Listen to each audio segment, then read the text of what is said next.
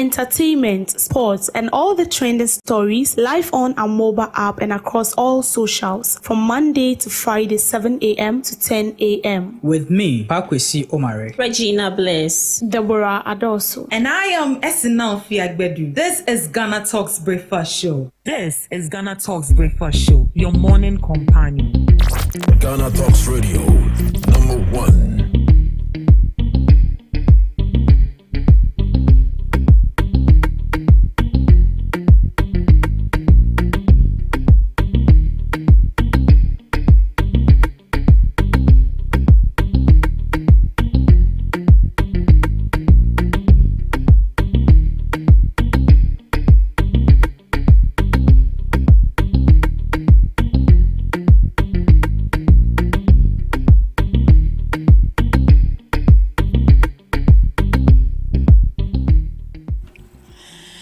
Good morning, it's a beautiful Wednesday morning and you are welcome to the GhanaTalks Breakfast Show right here on GhanaTalks Radio. This is the news headline review. We bring you all the latest headlines making the waves in the news and informed perspectives on issues that matter to you every morning right here on the show. I am Ruth Esenam Fiagbedu and I'll be moderating this news headline with Mr. Biadoso and Miss Regina Bliss. Good morning, ladies. Good morning. How is you? Hope all is well. Me is fine. Miss Regina? by grace. Good. You're looking good in white, Miss Debbie. Any victory party anywhere this morning? Or since it's midweek into not getting closer to the weekend? Midweek they do sana No, in Yaje. I'm because saying that they know who reporting by because I will be on our bread. Yes, yeah. But you know, the concert party now, Concert party. Concert party now, and you're reporting now, Yeah, right. All right. We'll talk about that later. Okay, let's dive into our major news items for this morning. Minority accuses Attorney General of prejudicing cases through media circles. The minority in Parliament is raising concern over what it calls the Attorney General's habit of commenting on ongoing court cases in the media. According to the minority's legal counsel and MP for Swami, John Dako, said public remarks risks undermine the constitutional right of accused persons, especially their right to be presumed innocent until proven guilty. He accused the Attorney General of turning serious court matters into a media charade by publicly describing accused persons, including some former government officials, as lawless looters before any court ruling. Mr. Dako said this practice not only disrespects the justice system, but also influences public opinion against accused persons before their trials are concluded. He stressed that competent Attorney General don't prosecute their cases in the media. They do it in courts where evidence is tested and truth is determined. The minority is therefore calling on the Attorney General to stop commenting on ongoing prosecutions in public and to respect due process. They also urge journalists to be cautious when reporting on such sensitive cases to avoid amplifying statements that may prejudice fair trials. Mr. Dako warned that these actions, if not checked, could gradually weaken Ghana's constitutional protections and public trust in the justice system. And I think over the week, somewhere last week, during the government accountability series, we saw that the AG actually came out to present some issues to us, and then we saw that some people have allegedly looted from the state. So the minority is saying that this is not the time that you have to come to public and then come and present these issues to the media. When you come across issues like that, the first thing you do is to go to the court, present your evidence, and let prosecution start. And that was what he said. Do you think what the AG is doing by presenting the case to the media is actually something, as you see it, as a media, I don't know how to put it, as a camouflage be? Do you see it as such? The Attorney General is not wrong. What he's doing is the right thing to do. They're supposed to let us know what is ongoing. But the problem is, it shouldn't just end when you come out to tell us that maybe this is what is going on, this is what you figured out, these are the institutions involved in, say, in this kind of act or in this kind of criminal activity, and then it ends and no. And I wouldn't say the minority are wrong. They are not wrong. What they are saying is equally the truth too, because it's not only about you coming out to say it. As an Attorney General, after you've come out to say such things, you should be able to go to court and then deliver whatever you have there, and then ensure that prosecution goes on. And you see, that is a mistake the MPP did. The reason why I'm saying this was that a lot of things were going on without our knowledge. We had an Attorney General, but since the previous government was in power, what did that? Or have you seen the Attorney General coming out saying that they've seen this person embezzling state funds before, or maybe they've had a hint of a public official engaging in some sort of criminal activity? No, they haven't seen that.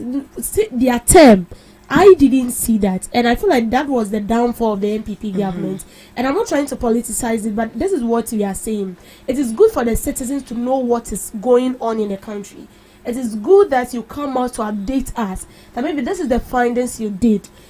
After everything, you find out that this institution, this individual is involved in this sort of criminal case or this sort of criminal activity, and that. But money is see what when you come out and then you tell us that it's like you are igniting our hopes to expect more, because you cannot tell me that so and so has embezzled state funds, and then you stated the amount. The amount cannot be found.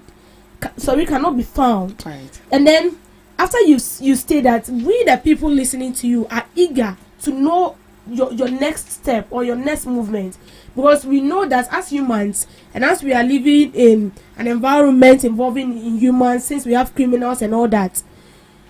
After someone still growing up, I realized that when you go and you steal and then you are being caught, the next thing is they send you to the prison, they jail you. So that is our expectation. If you come out and then you tell us that this amount of money is missing, we cannot find the amount, but then you are able to pinpoint someone behind it, which fully means that you have a vivid evidence confirming that this person is truly indeed involved in such heinous crime. Then straight to the court, you go and then you work it out there. Because since this government came into power, and since Dr. Ayenen has been appointed as the Attorney General, he has been so good in updating us, mentioning numbers of people, the institutions that are being involved in criminal cases. But up to now, you won't say Ajeni Obida. You won't say they are Ajeni cases, granting bail, like Muntumi's case like this. They are granting the bail. They will rearrest him because he failed to appear in court. So you see, all these things are something that is also making us lose this kind of trust we have in the Attorney General. So with the minority, they are not wrong. So you don't see it as politics? No, this is not politics. So you see it as the Attorney General not respecting the rule of law? As in how? The Attorney General is respecting the rule of law and is equally doing his work as an Attorney General. So you've been appointed as an Attorney General, and you've been appointed under a government, and you are working not only for the government, you are working for the people. For the people as well. So long as you are working for the people, and the government that appointed you has been pushed there by the same people, he's ruling. So you're supposed to update the people about what is going on. We are not kids. We know what is going on in this country. We know that some monies have been stolen by public officials. But even we cannot sit here and say that, well, maybe SNM and pass cannot offer because I don't have evidence. So if Attorney General, what you're supposed to do is that you let us know that this is what is ongoing. It's not only in your office, but as an Attorney General as well, you also need to be very careful and ensure that whatever you come out to say, it's solid. Why am I saying this? as an attorney general, you don't just come out and update us that this is what you have seen. You're supposed to get your facts and everything right. And I feel like immediately you come to update us straight to the court. After you've updated us straight to the court, then we'll move to the next case. But in a case where we don't see anything, then what is the use? I don't see the attorney general maybe breaching the rules of the court or the judiciary. He's actually doing his work there, and he's also serving the people of the country. The only problem is that we are not seeing the result of what he's presenting. Yeah, right. They are moving at a slow pace, but it's better to move at a slow pace and get it at once, rather than to rush the case and then you end up grabbing the wrong people or not even presenting the right evidence. Right, Miss Regina, do you agree with the minority that the AG has actually used the media as a media arena instead of just going to court and then presenting the case to court, so that they just go ahead and do what they have to do? Okay, so the AG bringing the cases to the public, first off, I would say it's not a bad thing to do, because when this current administration came, they are preaching of transparency to the people and making sure that the people are also ahead of whatever that is going on. So with the Attorney General coming to the public or making sure that whatever is going on is being brought to the public, first off, I would say for that side, there's nothing wrong with it. But it becomes wrong when at the end of the day, because the Attorney General has made us know, or has made it known to us, say this particular person is of wrong, this is what the person did, this is the crime the person committed. It only becomes wrong when at the end of the day the issue is taken to court and the person is not found guilty. And I think that is what Afenyo Makin is saying.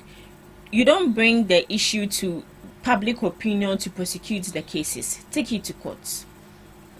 As Ms. Debbie said, I've not seen any case on Modian court it has yielded results. The only thing they are doing is adjourning the cases and granting bills and all that. I can't remember. I thought that media phone, so I understand saying so you can. But I can't remember. It got to a point where they banned the media from showing suspect faces. If you are suspected of something, then times they will just review your face like that. Bah. At the end of the day, if they take you to court and you are innocent, now the image is still there. That tarnished image is still there. In as much as I can say, but people will still tag you with that name. And it got to a point where now when they are posting it, they blur the faces of the people, unless maybe I will be on unim no beka say way. And for that is a good thing. So I think it has to do with the Attorney General also. If you are bringing the cases, fine, we know you are updating us. Update us, and as Ms. Debbie said, update us and take the issue to court. Don't update us and expect public opinion from us and sit in the comfort of your office and all the time you keep bringing cases. Attorney General has been updating us each and every time, and it's a good thing. Updates there, yeah, because you have to let us know what is going on. But at the end of the day, what is the end result? We need verdict, we need results. We don't want theory, we want practicals. Said nipa we say na waye. We were here when just last week he gave an update on buffer stock, some company, and at the end of the day, the CEO came out, the former CEO came out to say that he has no idea of what this man is talking about. You have the evidence, and bekan training for court. Court is the right place to be. Judge or no anybody accept nama, and at the end of the day, if it's in the right, fine. If it's in the wrong, fine. So with what minority leader is saying, it is 100% right. And I am not happy with the word he used, competent Attorney General. for that, I don't think it's a good thing. He's trying his best to do his job, but I think he needs a little guidance. Guidance. But we've seen other cases that have been revealed to the public and are still in court, right? I think Edubuahin and the NSS scandal. Those issues are still in court. So I'm very hopeful that with this particular issue with the buffer stock, it will also go to court. But my only issue is that why are they having problem with just the AG? Because it says government accountability series. All the appointees come on board, come and tell us what they are doing, what they intend to do, and what they've done already. So why are we having issues with the AG? It is actually it's his turn to also come and give accounts for what they are doing, the cases they are working on, what they intend to do, and then so on and so on. So why are we having issue with just the AG? Don't you think it would be unfair if all the appointees have come on board to come and tell us they've come to account for what they are doing, transparency, and then all of that, as we have been preaching for, and then it gets to the AG and nobody talks about them, and he doesn't come out to talk about it? Don't you think that is going to raise a red flag as well? Don't you think he's just doing his job as part of, just giving accounts to the people, rather than we bashing him that he's using the media as an arena to be addressing these issues? Mr. B. Anna, because that's how I see. I'm trying to guess what you are saying. That is what I was looking Okay, at. so let me come in. Right. He said his comments followed the Attorney General's recent characterization of the former CEO of the National Food Buffer Stock Company and the Ashanti Regional Chairman of the NPP as lawless looters involved in criminal acts. So the Attorney General himself has already, should I say, judged the case, which is not supposed to be so. Right. They are supposed to take the case to court and let the courts decide. So the Attorney General is doing his job. But we always say that you can pass your comments without criticizing. And as an Attorney General, you know the law. You don't just jump into conclusions. It can be that you have your facts right, but at the end of the day, this person would be presented in court. Now, you can't say on default. So I don't know if you really get it. So with what lawless looters, so it actually you're has already suspecting the person, but you don't say that Chinchina, he or she did it. So you calling the person a lawless looter involved in a criminal act. And the assembly fan court because if he's calling you a lawless looter, then it means he has evidence and everything that shows that indeed. But no, as an Attorney General, you know the law, and you're supposed to respect the law. As no, he has already concluded on the case, which has not even been presented in court. So that is their problem. I feel like they've tagged somebody as a thief, but you don't have evidence that the person actually stole the money. But in the case of the Attorney General, according to him, he has the evidence. Because I cannot just come out and then claim that you have stolen money. Maybe we are having a meeting and then all of a sudden I raised my hand manager and said, Deborah, talk. I've seen this and I'm taking money from your bag. Evidence. When I get that boldness to speak, it means I have evidence against you that you've actually taken that money.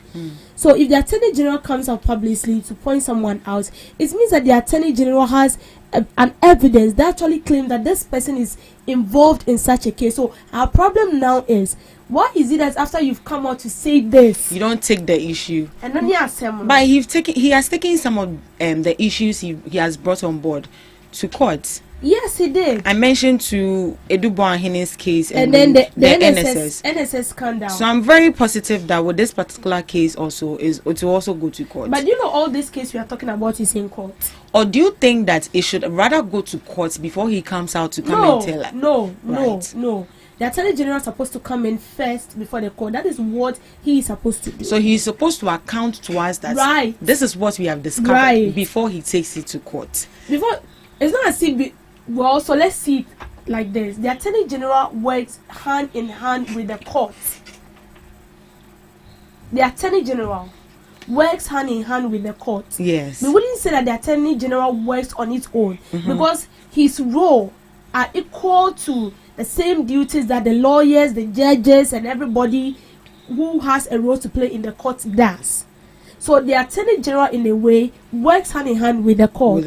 So we can't just sit here and say that maybe the Attorney General comes out to say something before it gets to the court. I believe that before he comes out to notify us of what is going on, the court is already aware. You get me? The court is already aware, or the case is already in court. But just that the court do not have a sole rule to proceed. He has to take the first step by notifying us, and then from there the legal procedure will start. So I feel like this whole brouhaha is same rooted on you not just coming out to say anything. But if the Attorney General should boldly come out and tell you something, it means there is vivid evidence. Right. So the only thing we should be seeking right now is reviewing our law. Right.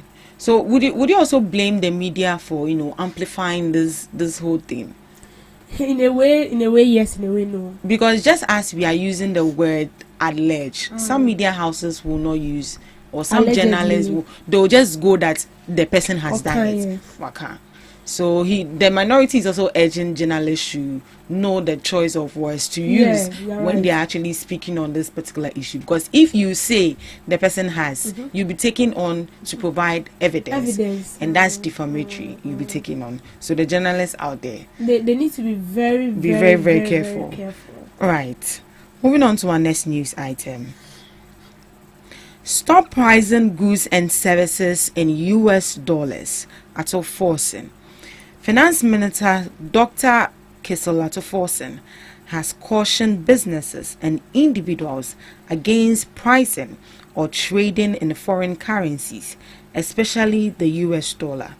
Speaking at the official launch of the Cedi at 60 celebration, Dr. Forson reminded Ghanaians that the Ghana Cedi remains the country's only legal tender. He urged the public to show patriotism by supporting efforts to stabilize and protect the national currency. He stressed that quoting prices in dollars undermines confidence in the cedi and weakens the economy. He said, "We must maintain the sanity of the cedi as a legal tender. Let's stop pricing goods and services in the US dollar. The cedi is our only currency. Let's protect it and trade with it proudly." Dr. Forson described the cedi as a symbol of national identity and economic independence, urging Ghanaians to defend it with pride. He also assured that government remains committed to stabilizing the local currency and sustaining recent gains. He added, the government of Ghana will stay the course to ensure that the cedi remains stable. We shall protect the value of our currency for the benefit of all. So that was from Dr. Kesolato Forson. He addressed, as yesterday, his address statement yesterday, his speech yesterday during the launch of the Ghana Cedis at 60. And he's urging everyone, all traders, all buyers, to stop pricing goods and services in dollars. Now, why do you think these businesses actually prefer to price their goods and services in dollars? Miss Regina, because when you go to some restaurants, when you go to some hotels, guest house, it's in dollars. Why? Whilst we are in Ghana, shouldn't we be proud and embrace our currency? So aside cedi being our official currency we use, there's no other currency we need to prioritize more than our cedi. Right. With some businesses in Ghana, especially with the Montessoris and international schools right here in Ghana, these people are bold enough. A business you set up right here in Ghana, they are bold enough to tell you that they don't accept cedi. They don't accept cedi in this country or in their school unless you pay dollar. And there are some businesses, especially this estate buildings, you see on their websites 300,000 blah blah blah dollars, and I'll be like, the estate is right there in Ghana, so why are you pricing in dollars? It's wrong. I don't know why these business owners do that, but one thing I know for sure is they do it because of the gain. I had a friend who wanted a loan, and the other friend of mine who had the money had it in dollars. And at that time, the dollar was very high. It was 17, if I'm not lying, until now was Oji. And Ojia, the rate at which, at that moment, if he's willing to pay, the rate at which the man say a sotia, he or she would have to double it and give it back to the owner. Young fans or the man, whilst it was 17, and now you're about 10. You will still have to add it to it. They do this because of the gain, and trust me, dollar and seed, Sisi Ampona say about from but first it was really expensive. And when you still go to Accra market, people still do this illegal selling of dollars at the old same prices. So the only reason these people do that is because of the gain, the profit they are gaining from it, and there's nothing else. Because young fans say CD, 1,000 CDs now bit here. Dollar, it will be more than 1,000 cedis, and they that is not the 1,000 cedis they want more than 1,000 cedis. More than 1,000 cedis. So if they want us to stop pricing goods and services in dollars, they have to start doing something. I feel like they've not implemented anything to sanction these offenders. We have a lot of schools in Ghana, international schools, Montessori schools. The Bank of Ghana themselves or the law enforcers, what are they doing? You can go to these schools, caution them, give them a deadline, say you are supposed to do the right thing. There is no way who said dollar CD na it has its momentum. Now dollar no other form. Then I'll go and trade in dollar. I won't do that. I would prioritize my CD. And if still the CD, I think you the last time you even made a mention, say, CCR dollar number from is an opportunity for especially people who deal with gadgets to buy their products because it's less expensive now. But once it skyrockets, it will be very difficult for you to buy your product. So with the Bank of Ghana, together with Atoforsen, it is not about talks. It is not about long talks. It's about action. You are telling us that we should stop pricing goods and services. We have business consultants boldly stated on their profiles, charge in dollar. You can't do anything. There's a church here in Ghana. I heard that their offer is in dollar. There's nothing you can do about that. It's up to the law enforcers, the finance minister, to do something about it. Young normal citizens now young $1 or baby ano. You be trade you in CD. This will be about $1. Now you call forex bureau. Now you call sesa. And other than that, the international people, the Montessoris, the big businesses, estates, people and other businesses will still trade in dollars if no mechanism, no law is implemented. No law is implemented. Right. Mr. B, do you agree with Miss Regina that at least there should be some sort of like punishment or sanction for any business or any service provider who rates or price their goods and services in dollars? But I'm surprised you guys have forgotten so easily. That the Bank of Ghana actually brought out a directive. Is it enforced?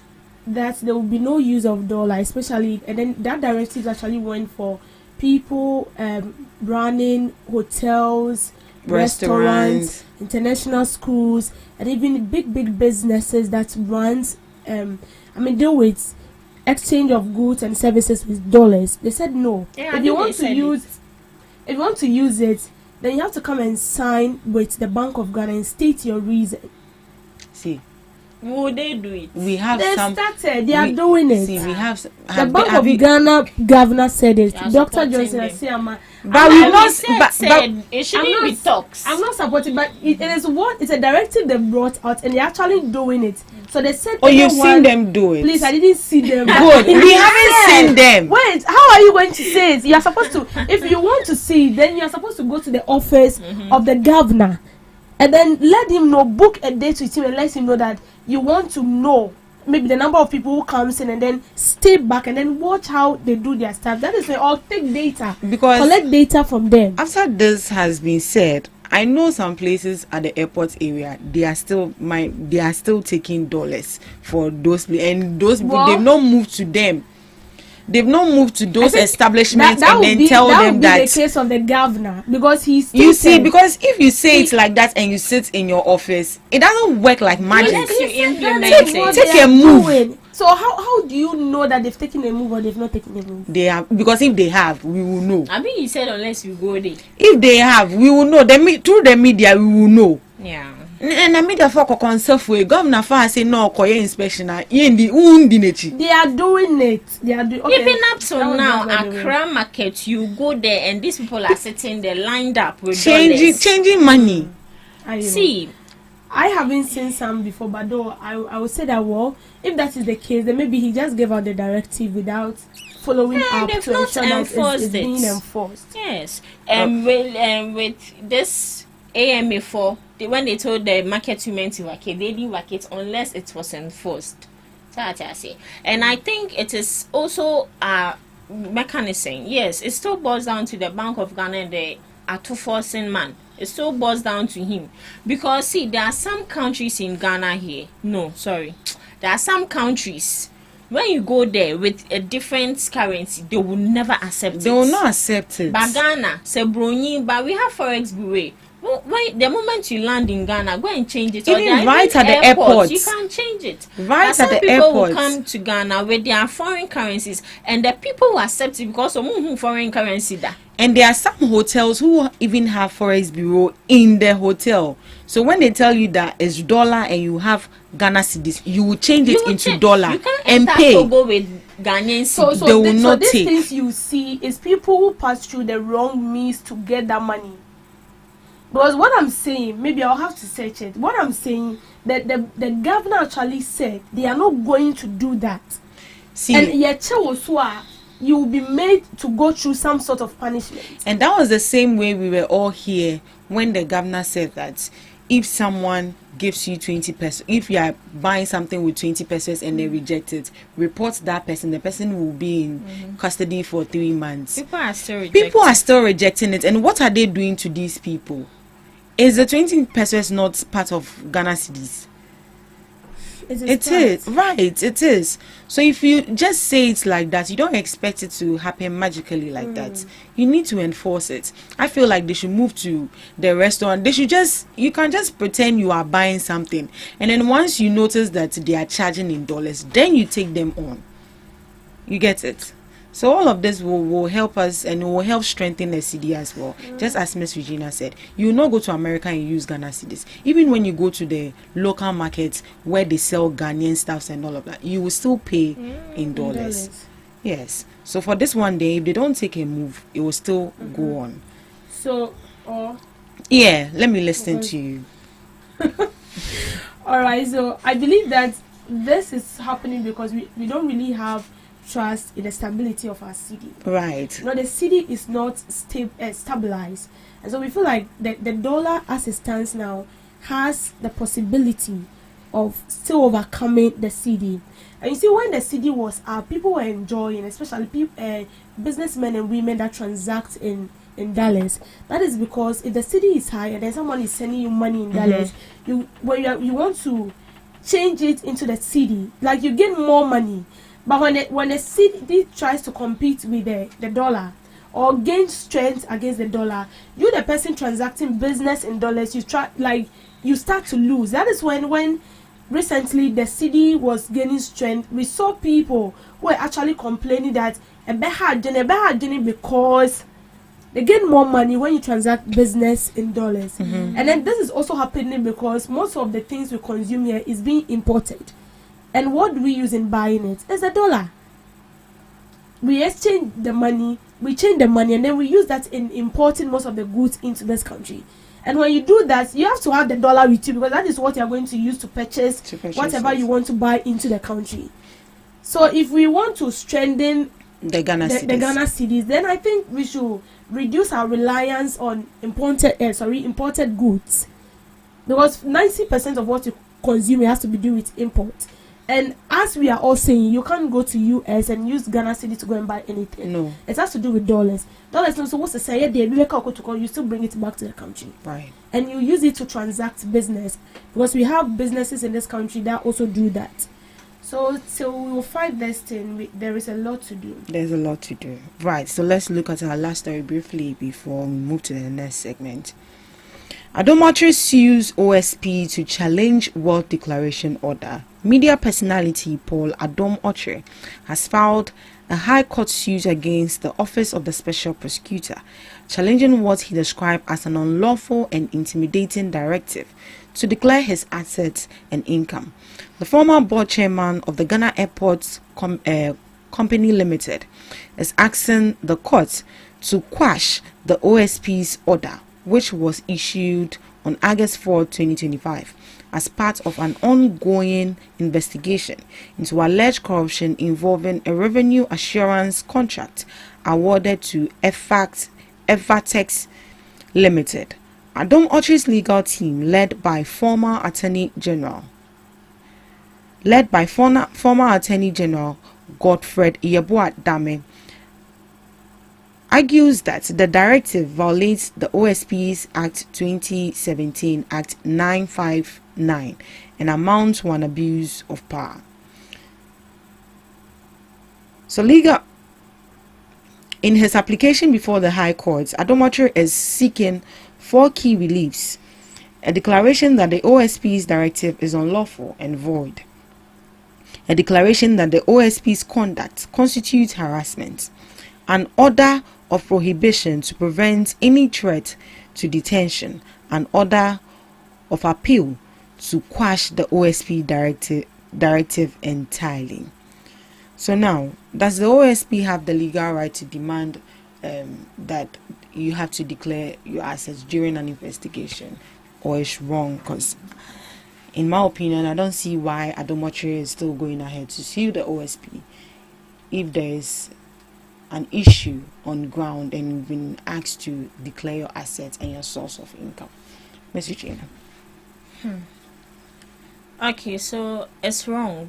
I would say this It's based wrong on the part of the OSP or Adom-Otre? on the part of the OSP. It becomes wrong only if he didn't gain a court order. Right. That is where it becomes wrong, because you don't have the authority to tell someone to declare your assets. When we police station, if they want to search someone's home, the fact that they are law enforcers doesn't mean they can just barge in on someone just like that, unless a court order is given or a search warrant is given. And you can barge in on someone impromptu if you also, I don't know how to put it, if that case is a case of emergency, a case if you who said a mechanumpo, I said, let me skip that one. I'm not really getting, I don't know how to put it for them to understand. So as I said, it becomes wrong if the Attorney General doesn't have a court order telling the Paul Adom-Otre to declare his assets. But it becomes right if a court order is given. For that, you don't have any say. So with Paul Adom-Otre, just say Obano Bechire Muchre, say on okay, the core of the dispute is unlawful directive.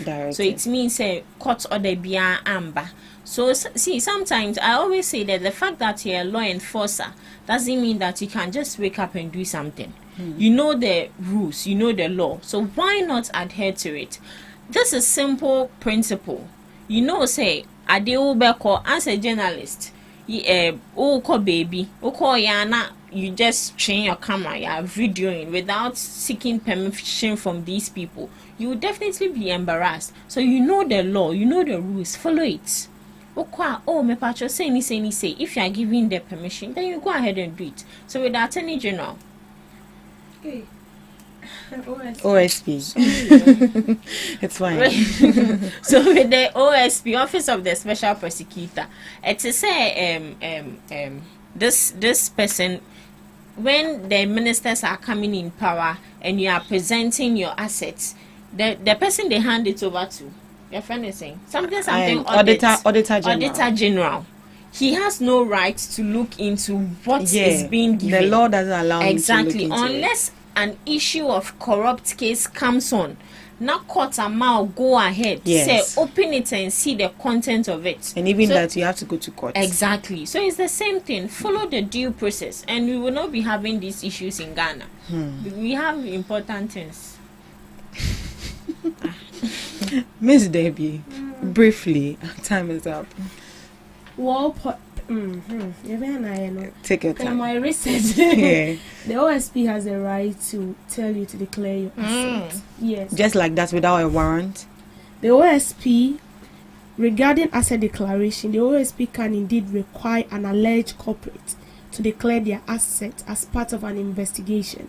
This is aimed at uncovering potential illicit enrichment and assets that may be proceeds of corruption.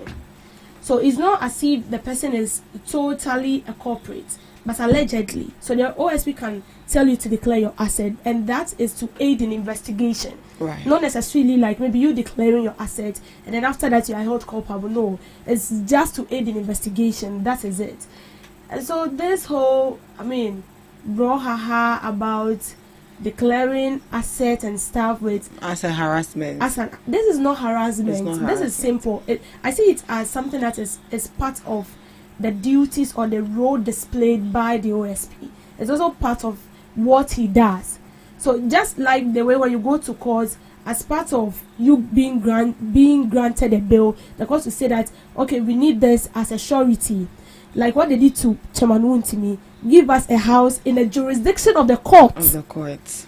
Eh, You buy a house. You buy a house by force, and you giving it out doesn't mean that automatically you are free. You are free. Oh, call BB said payment, they'll still call you back. They'll still call you back. So I feel like it's just part of the process of them gaining a solid maybe evidence, let me put it that way, against the person. And so I don't see anything like you being harassed or something. So in your opinion, you think Adomoshi should just comply? You should just comply, They calm should down, just and let them comply. do. Say at the end, their findings will vindicate you if you are not involved in that particular crime. They, has that notion that you are being involved in. Right. Thank you so much for joining us on the news headline review. Up next, we have Debbie's Girl.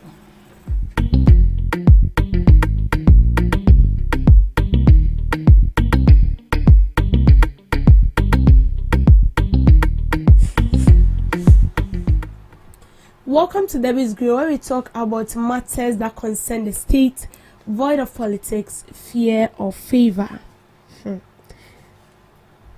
The Electricity Company of Ghana, ECG, has come under intense scrutiny after revelation of massive budget overruns at Parliament's Public Accounts Committee. The utility company's chief executive and his team were grilled over unapproved spending amount to 189.2 million, citing details from the 2024 Auditor General's report. Ranking member Samuel Tamils delivered a blistering critique of the company's financial conduct, accusing ECG management of blatant fiscal discipline and disregard for due process.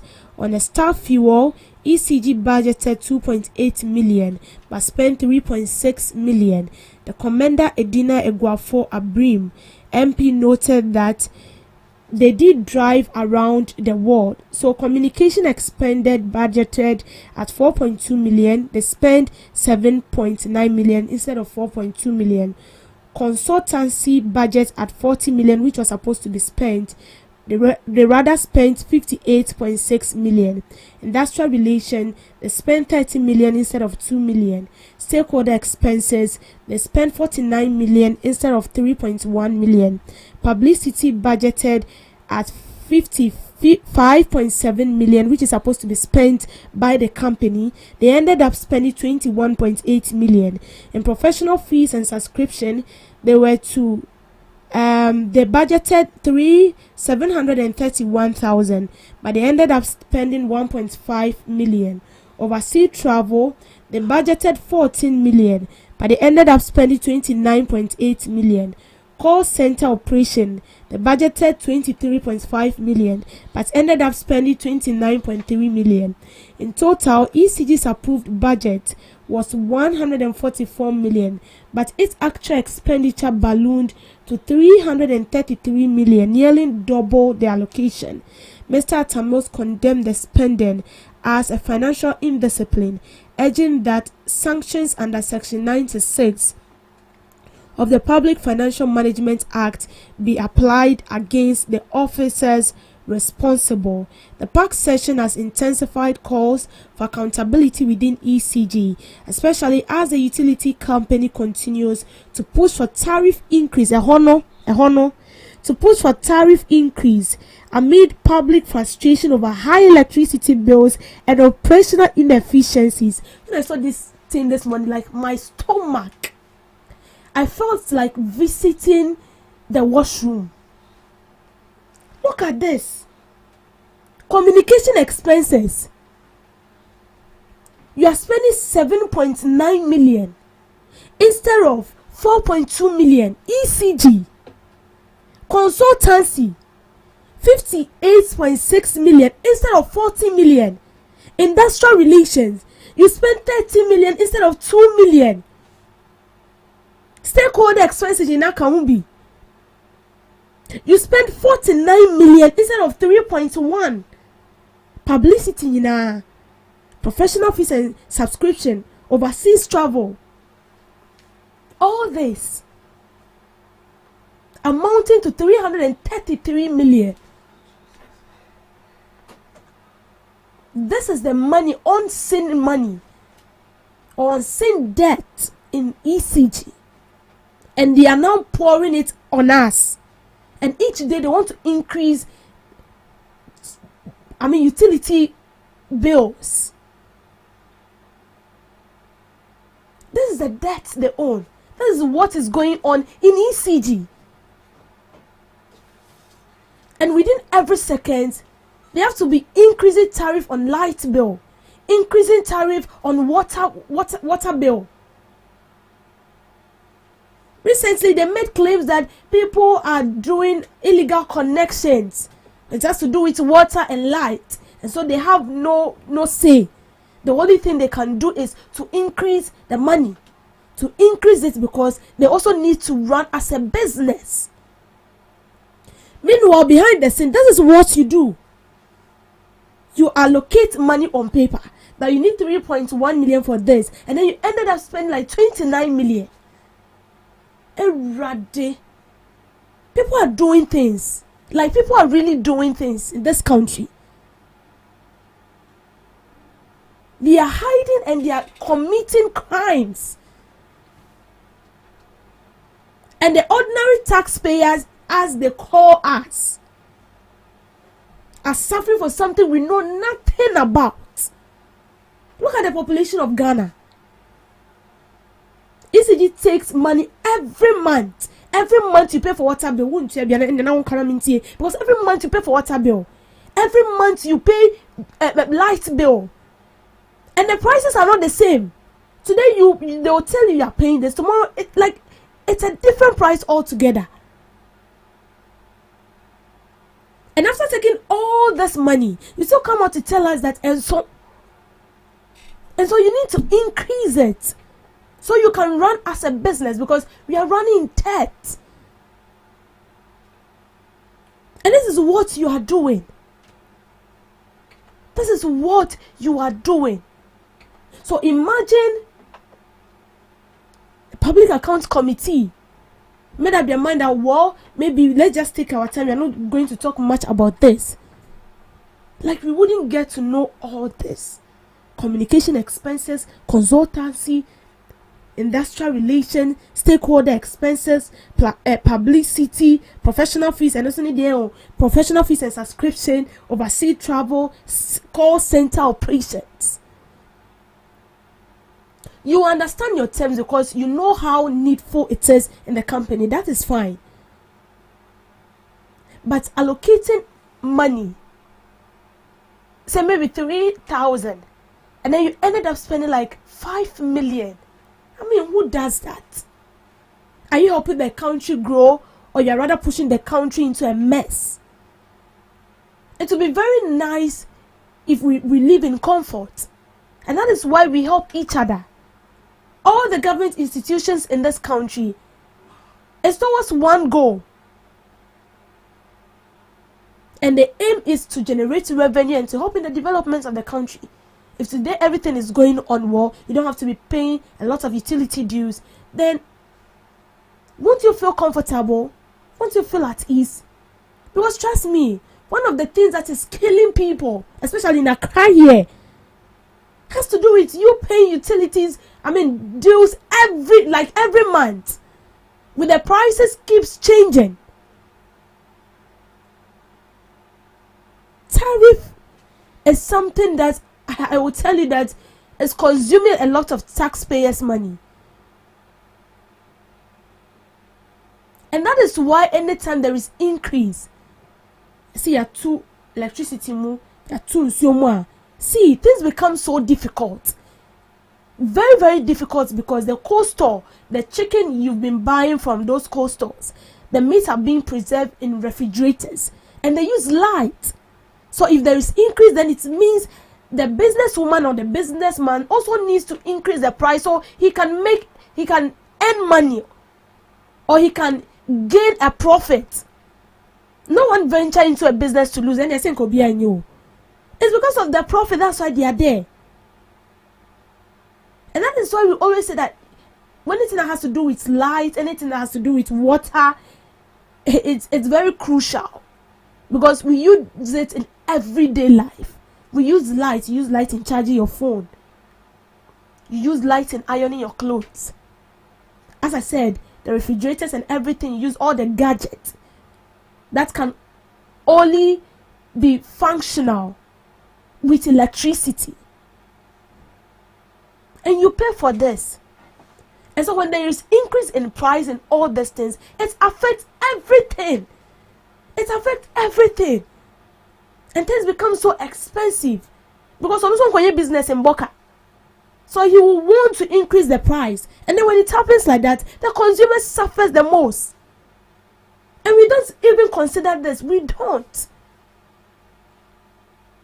And then you come out telling us a different story. Trying every possible means to make us trust you. And burdening us to pay more than we are supposed to. Sometimes you get to a home where they don't use refrigerator. The person does not even have blender. The person does not even use oven. But bill never bow. And the amount you're supposed to pay, you'll be asking yourself, like, how? Because you don't use all these things, but you are supposed to pay, because if you don't pay, they will definitely disconnect your light.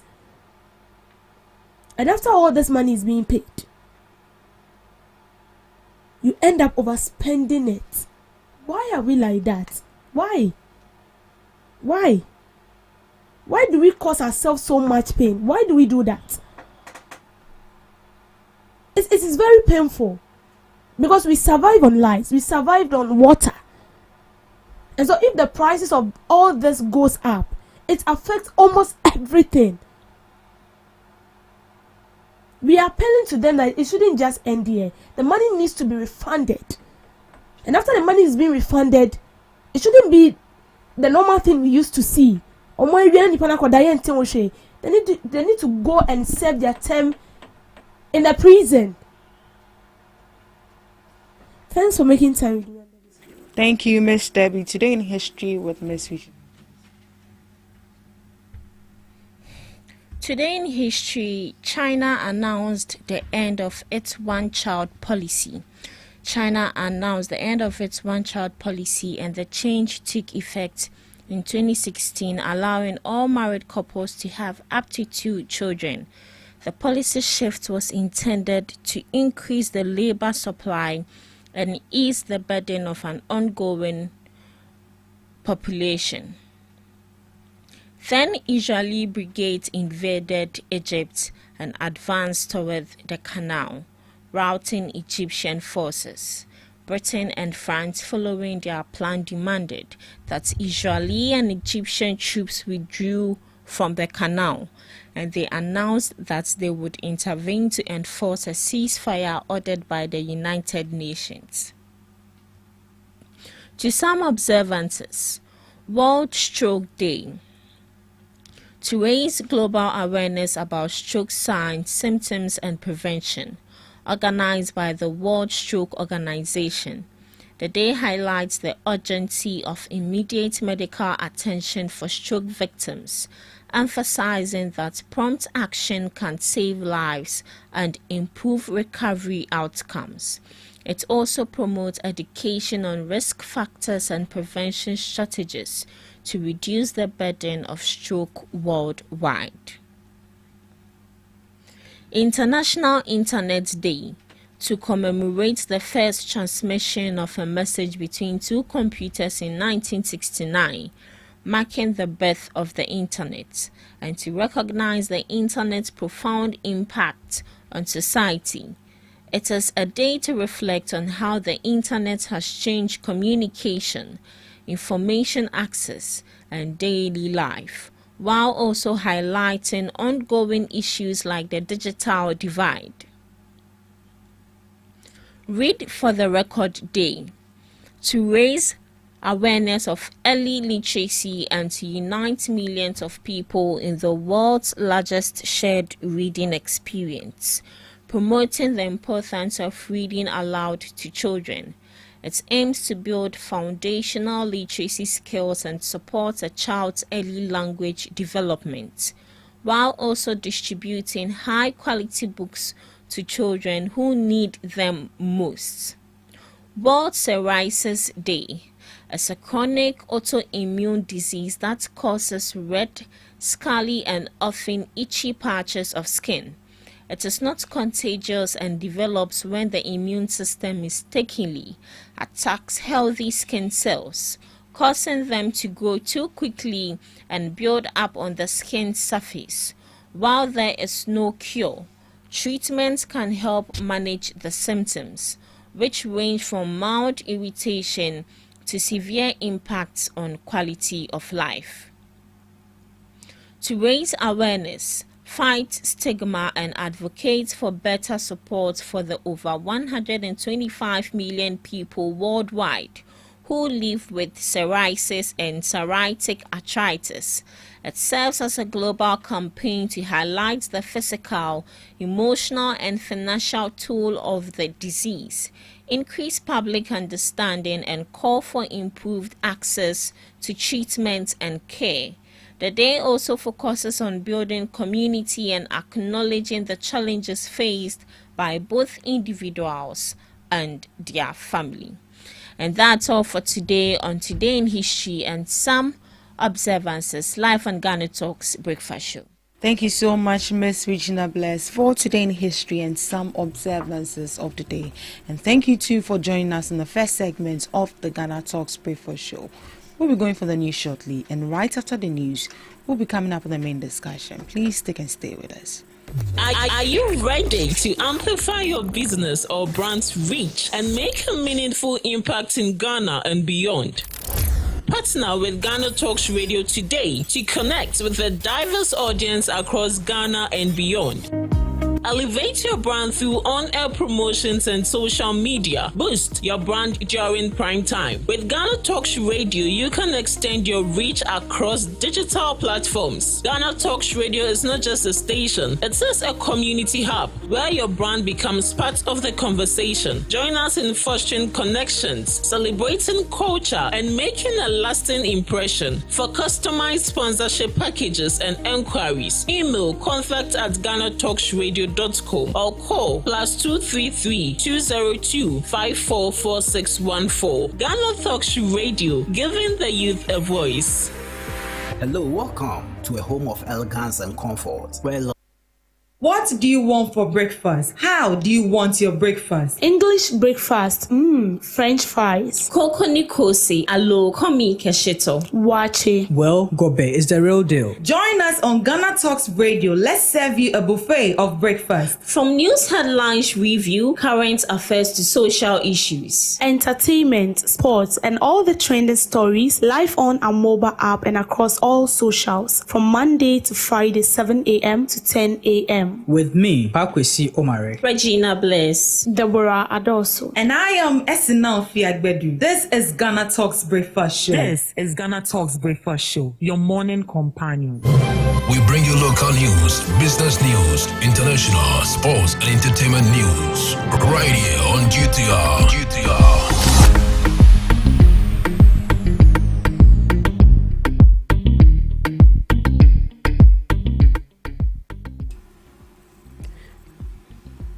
Welcome to the morning news broadcast on Ghana Talks Radio. Coming up, Auditor General's report exposes ECG 180 million overspending. Parliament to restart anti-LGBTQ plus bill process. Agboja calls on architects to help combat illegal mining. Minority criticize Attorney General over media trials. Ashama traders appeal for proper drainage system. CD surges 37% against US dollar. These and many more coming up your way shortly.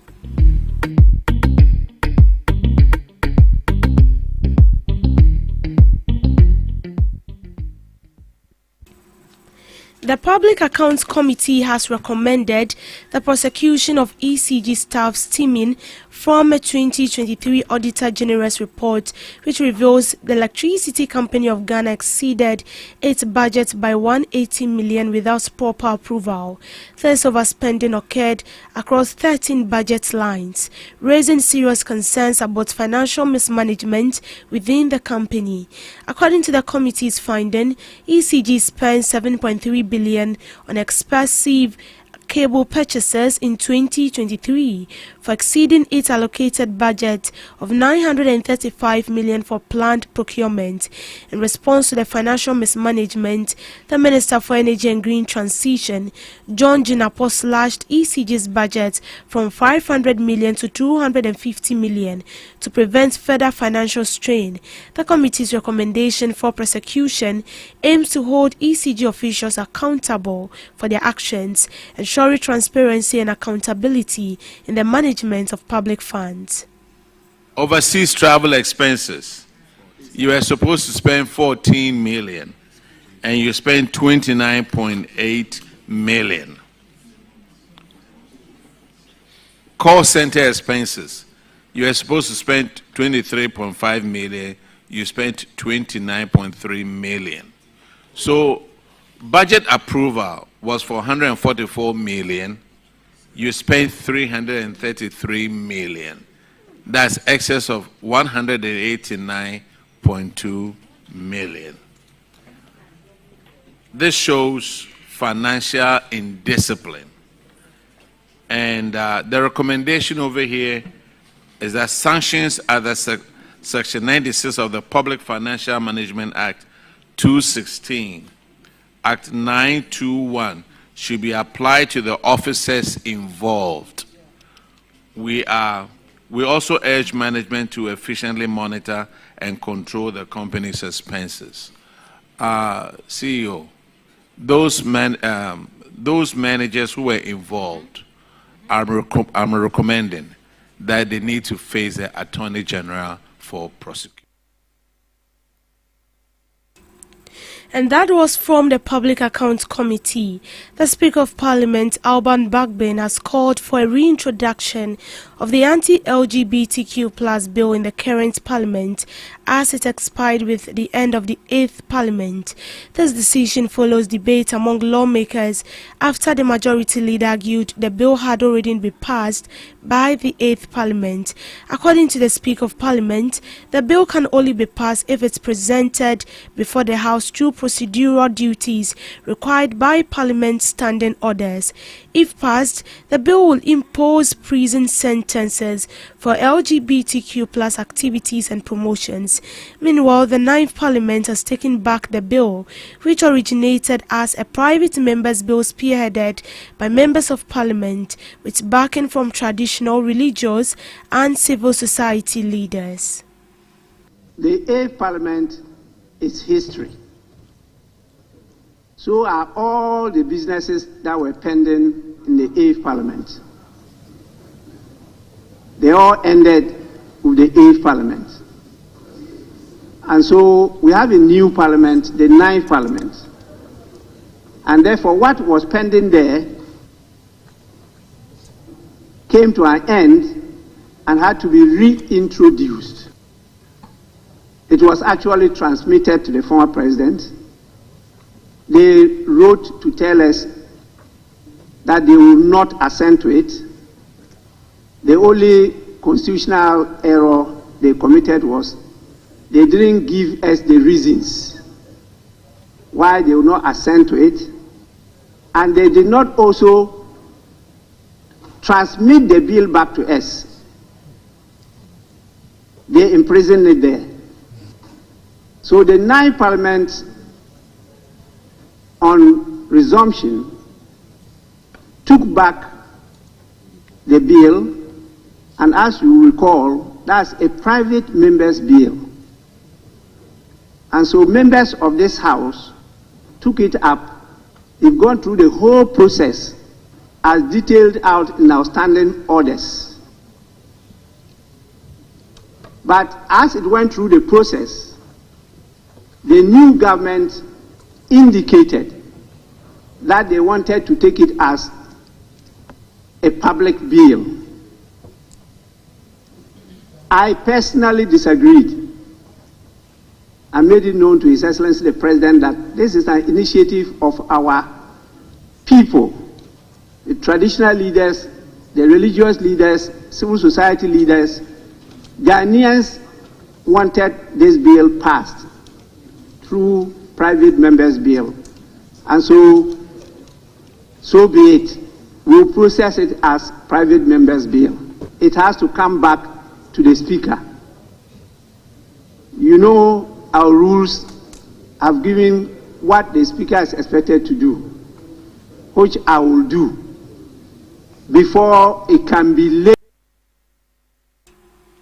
You heard from the Speaker of Parliament, Alban Bagbin. Roads and Highways Minister Kwame Gavins Agboja has called on architects and built environment professionals to join the fight against illegal mining. Speaking at the 25th induction ceremony for architects, Agboja emphasized that Galamsey poses a significant threat to sustainable development goals, public health and fiscal planning. The Minister of Roads urged architects to integrate environmental resilience and prioritize protecting the environment. He emphasized that the fight against Galamsey requires a collective effort to totally get rid of the menace. It's both urgent and compelling. It speaks directly to one of the greatest threats to our collective survival as a people. Illegal mining is not merely an environmental issue. It is an existential challenge that strikes at the heart of sustainable development, public health, and national planning. Galamsey is destroying the very foundation upon which sustainable architecture depends. It poisons our rivers, strips our landscape of vegetation, destabilizes soil, and renders vast areas unsafe for habitation or development. The siltation and contamination of our water bodies drive up the cost of water treatment, reduce availability for consumption, and hinders housing delivery, especially for vulnerable communities. But beyond this, Galamsey undermines spatial planning and responsible land use. Land earmarked for housing, agriculture, or public infrastructure are being ravaged, leaving behind scarred terrain that endangers lives and drain our national resource. Fellow architects, this is where your profession becomes a powerful force for change. Architects are not just designers of buildings or spaces. You are a custodian of the environment, a guardian of sustainable space. Your work stands at the intersection of art, science, and ethics. The minority in Parliament has criticized Attorney General Dominic Ayenen for prosecuting cases in the media instead of the courtroom. They argue that such approach undermines the principles of fair trial and due process, seeking to convict alleged corrupt officials in the court of public opinion before they defend themselves. The minority claims that the Attorney General's media appearances are intended to create a narrative of guilt rather than allowing the court to determine the fate of the accused. According to them, the approach erodes public trust in the justice system and breaches the fundamental principle of the presumption of innocence. The AG says he is into this media circus because he doesn't want to be referred to as an incompetent Attorney General because he wasn't an incompetent lawyer. Please, Mr. Attorney General, competent AGs don't prosecute their cases in the court of public opinion. Competent AGs prosecute their cases in the court where evidence are subject to street proof. In criminal trials, he has a responsibility to prove his case beyond reasonable doubt. This is where you go. Put the evidence before the court. Let the lawyers from the other parties scrutinize the evidence. If it stands the test of time and the court pronounces them guilty, so be it. Why do we bring the evidence to the media for just this media circus to destroy the image of people even before they get a chance to open their defenses?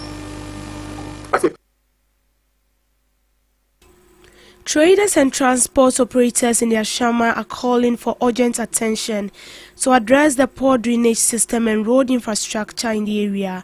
The main road to various communities in Ashama has not seen significant improvement despite numerous appeals and demonstrations. They stress that the poor road condition affects drivers' profit as they spend more on maintenance. Meanwhile, the Ashama Municipal Transport Operators Council has also appealed for the expansion and asphaltation of the single-lane road connecting the municipality to other communities. No asan wi aba begu ekwan no ho obi asoda no asan wi aba begu kwan no ho de omo pe omo sisi omo dan so ye hu ne omo ye kwan ne tambia na kwan na ye basa tambia na kwan na ye nsuo nko a ye ntumu se nsuo mu ne ye ti o ye hu ne asemele ma ye boa ye wo area no mu nsuo nto ekwan ne nye ma ye nti ye sere mo mboa ye wo kwan no ho nsuo to wa ha ye ntumi kra o because ye ni gata wa ha nsuo ne be fe mu akọ enti nsuo to a omo kita nkola we se omo ntwem wo ha omo ntwem kra enye easy nkola ne school nkola ne binim kra de omo ho etietie mu de twem ko because ye need drainage system bia wa ha ebe bo nsuo na ebe ma na akọ nti eno na ha ye wa ha se nsuo to within 20 minutes untimi ngina hanom hanom nyina be flaude ebe fa ko akiro nyina ya kan ye hausa mpenifo no mu mwae asma ya kan omeba betwem ha sa ukọ esoro no ma bon se nsuo ni nyina wa aha nyina enye zemaye customers emma biom nsuo nya tope customers nsuo ato ana ese omma na yensu ye hu kire enti yesere asmafo eni aban se omo be yi gatesma ye kwan no so nye yesere omo right now because of the water we cannot work properly. If the water from the up, or they come here, so we know the field work. So we want ASHMA and the government to come to our aid, to come and help us for our roads and make gutter for us, so that when the rain falls, the water will pass, then we'll be able to work.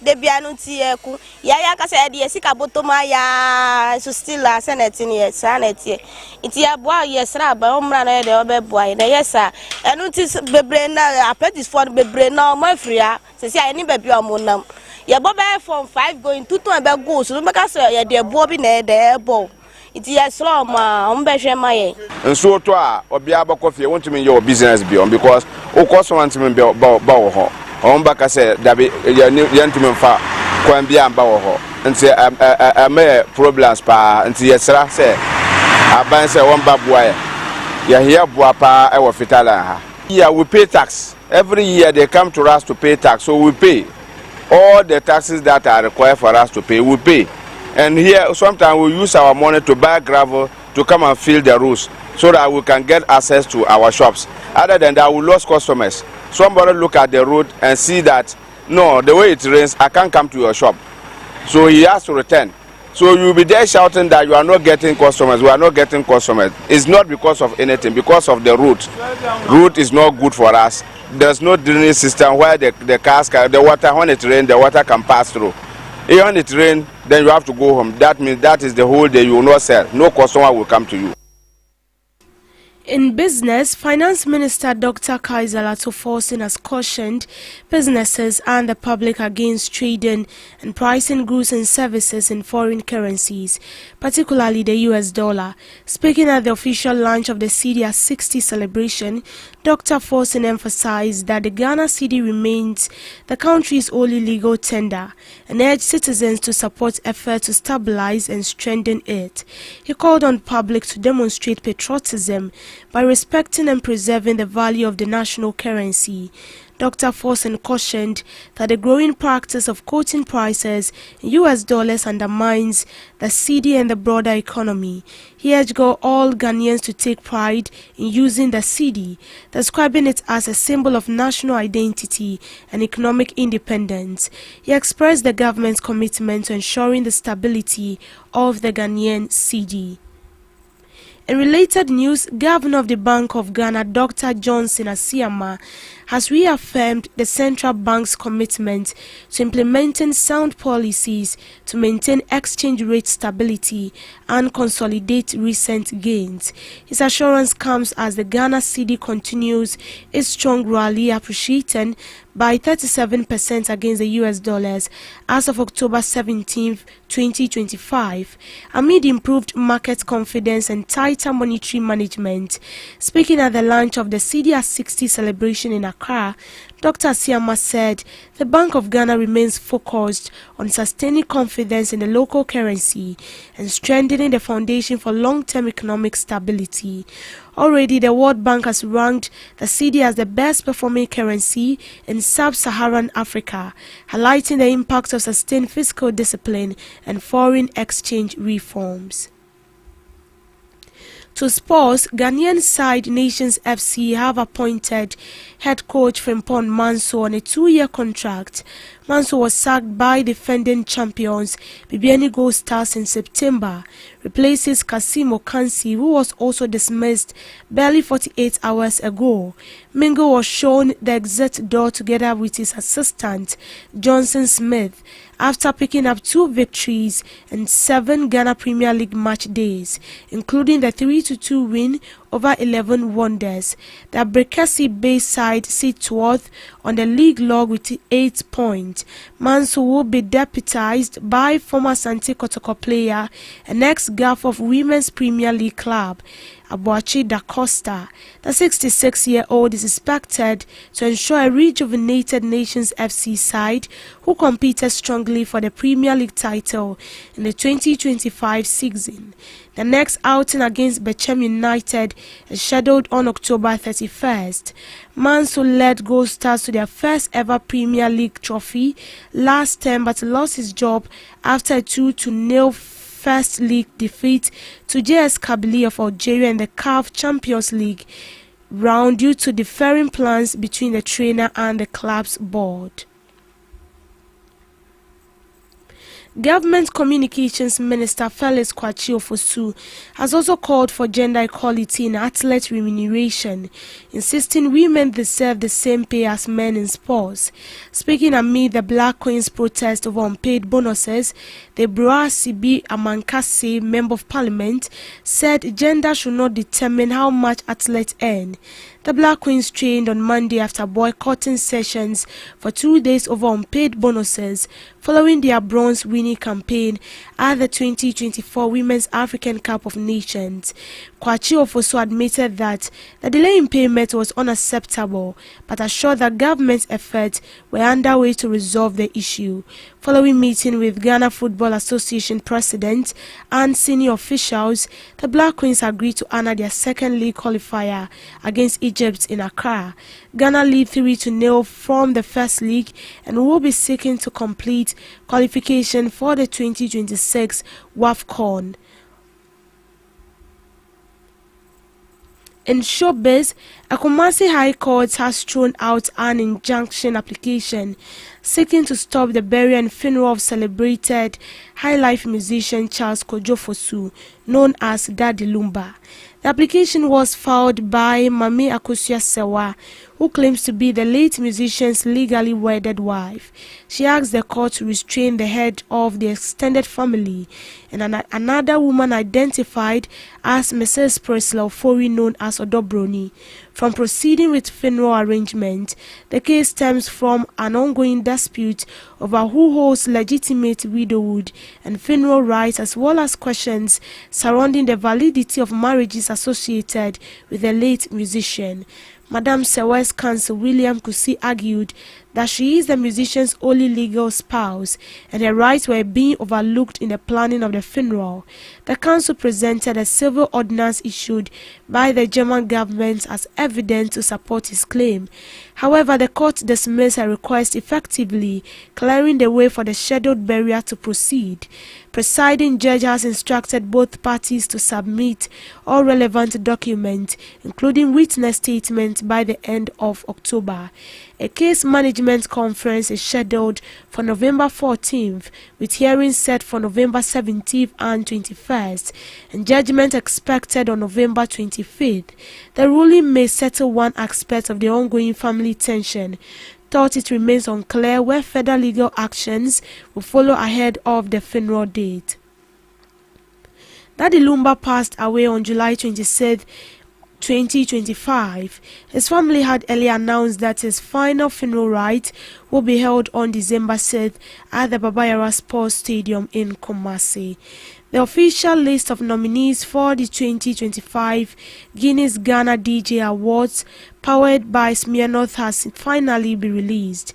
Organizers of Africa's Most Reverend DJ Award scheme, Mercury Republic, released the full list of nominations for the 13th edition on Friday, October 24th. DJ Sly King leads the pack with 8 nominations, including the Ultimate DJ of the Year and Best Mobile DJ. Meanwhile, reigning DJ of the Year, DJ Lord OTB, follows Sly King closely with 7 nominations. This year's nomination reflects abundant creative expression and DJ excellence across the entertainment industry. Many DJs have expressed gratitude and appreciation to the scheme for recognizing their works over the past decade. The 13th Guinness Ghana DJ Awards nominations were finalized by the Ghana DJ Awards Voting Board and Academy, comprising an esteemed group of entertainment professionals and influencers in music, media, digital marketing, journalism, public relations, and creative art. And that is how we end it on the morning news broadcast. Do all to log on to all streaming platforms, as well as logging onto our website at www.GhanaTalksRadio.com. I am Deborah Adolso. Do have a good morning.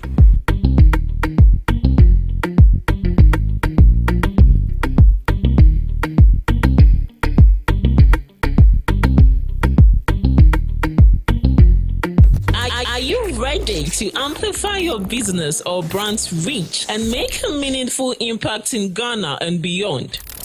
Partner with Ghana Talks Radio today to connect with a diverse audience across Ghana and beyond. Elevate your brand through on-air promotions and social media. Boost your brand during prime time. With Ghana Talks Radio, you can extend your reach across digital platforms. Ghana Talks Radio is not just a station, it is a community hub where your brand becomes part of the conversation. Join us in fostering connections, celebrating culture, and making a lasting impression. For customized sponsorship packages and enquiries, email contact@GhanaTalksRadio.com or call +233 202 544614. Ghana Talks Radio, giving the youth a voice.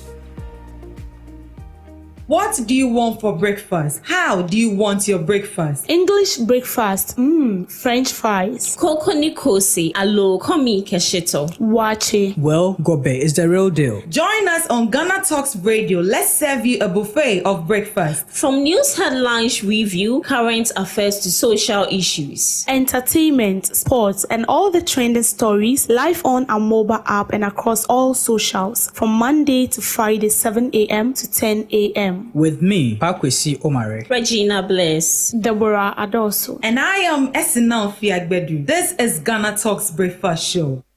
Are you ready to amplify your Radio. business or brand's reach and make a meaningful impact in Ghana and beyond? Partner with Ghana Talks Radio today to connect with a diverse audience across Ghana and beyond. Elevate your brand through on-air promotions and social media. Boost your brand during prime time. With Ghana Talks Radio, you can extend your reach across digital platforms. Ghana Talks Radio is not just a station, it is a community hub where your brand becomes part of the conversation. Join us in fostering connections, celebrating culture, and making a lasting impression. For customized sponsorship packages and enquiries, email contact@GhanaTalksRadio.com or call +233 202 544614. Ghana Talks Radio, giving the youth a voice.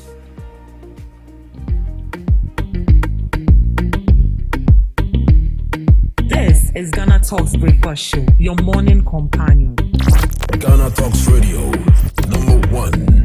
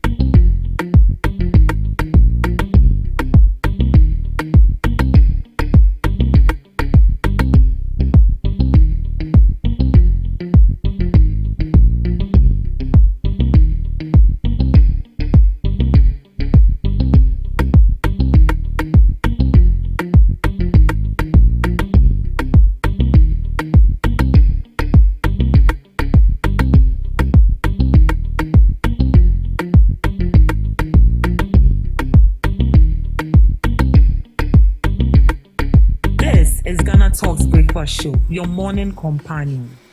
Good morning to you once again. We are back here to dive into some news headlines and some stories making waves in the news. And as you know, it's seated here with me is Miss Regina Bliss and Miss Debbie Adoso. Welcome back, ladies. Sorry, I took you guys away from breakfast, but it's fine. What did you take my breakfast? Hey, what did you take for breakfast? Oh, as usual. Komi keshito. Maybe Reggie will have komi keshito today. Oh no. Or today you go French fries.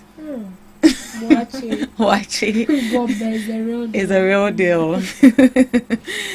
All right. So the issue on board this morning, I think that came in yesterday. Yeah. Coalition for Integrity in Governance, Ghana petitions President Mahama to remove Kesi Ajabeng as special prosecutor. And I'm wondering why they want to take this man off. They said he has been in office for 9 years now, and then he hasn't prosecuted anybody. Office of the special prosecutor, but nobody has been prosecuted. So, Coalition for Integrity in Governance Ghana is petitioning President John Dramani Mahama to call for his removal. Do you think it's accurate? Miss Debbie. Oh, SP must go. SP must go. SP must go. Oh, yes, they are right. They are right. I wish I had the opportunity. I would have lead them to give out the petition, because the OSP has been in office for 8 years and we haven't seen anything. I'm not the only one complaining. Everybody's equally complaining. The OSP hasn't done anything worthy enough, which we can actually stand on and say that, well, for what you are doing, continue to work. And the OSP office as it is not just there. It has been resourced, or it has been resourced. No, it has been resourced every now and then, because it needs to function as an entity on its own. Now, as an OSP, the office cannot be there, and then taxpayers' money being used to resource your office, and then you don't do anything. We were here when the OSP declared of a real fugitive. I could see here. And could see baby. We don't even update it. Just an attorney general. No cry. I can say be at least you are trying your best, but just that is not enough. Just like the way we are telling the attorney general, he is actually, for me, he's doing nothing. So the thing is, I'm backing the people that are calling the dissolvement of the office. We should dissolve the office. You should collapse it. When we know we don't have any OSP in the country, then and things are ongoing, we can actually blame ourselves and feel like, well, because there is no OSP, that is why we are seeing this. But in the case where we have an OSP, the role you play is very sensitive in the country. Right. And you still not cry because OSP na dia sem. So they're called to sack him is right. That is why the first time I said that, when this current administration came on board, I was thinking the first person they would sack was the OSP and maintain the IGP. But they rather sack the IGP and then they maintain the OSP. Obi our office for 8 years, 1 year, 4 years to your baby. And don't forget that the OSP also counts your government. In as much as he was appointed by previous government and the new government came on board, but they retain you. So whatever you do, whether positive or negative, add up to the current administration. And this government should have it in mind that they came into power, they were given the nod because of something. Why? Why were they giving the nod? They were giving the nod because people feel like, yeah, did you almost watch it? Their monies or the taxes that they pay doesn't go anywhere. They feel like some office or public officials sitting in aircon offices, riding aircon vehicles, are actually taking monies that do not belong to them. Right. Now the work could see our own yeshe into one for sunny day. So for me, when you can certain simple now, this is not something that the government should even take a long time to deliberate on. Your work should speak for you, and there is nothing to show.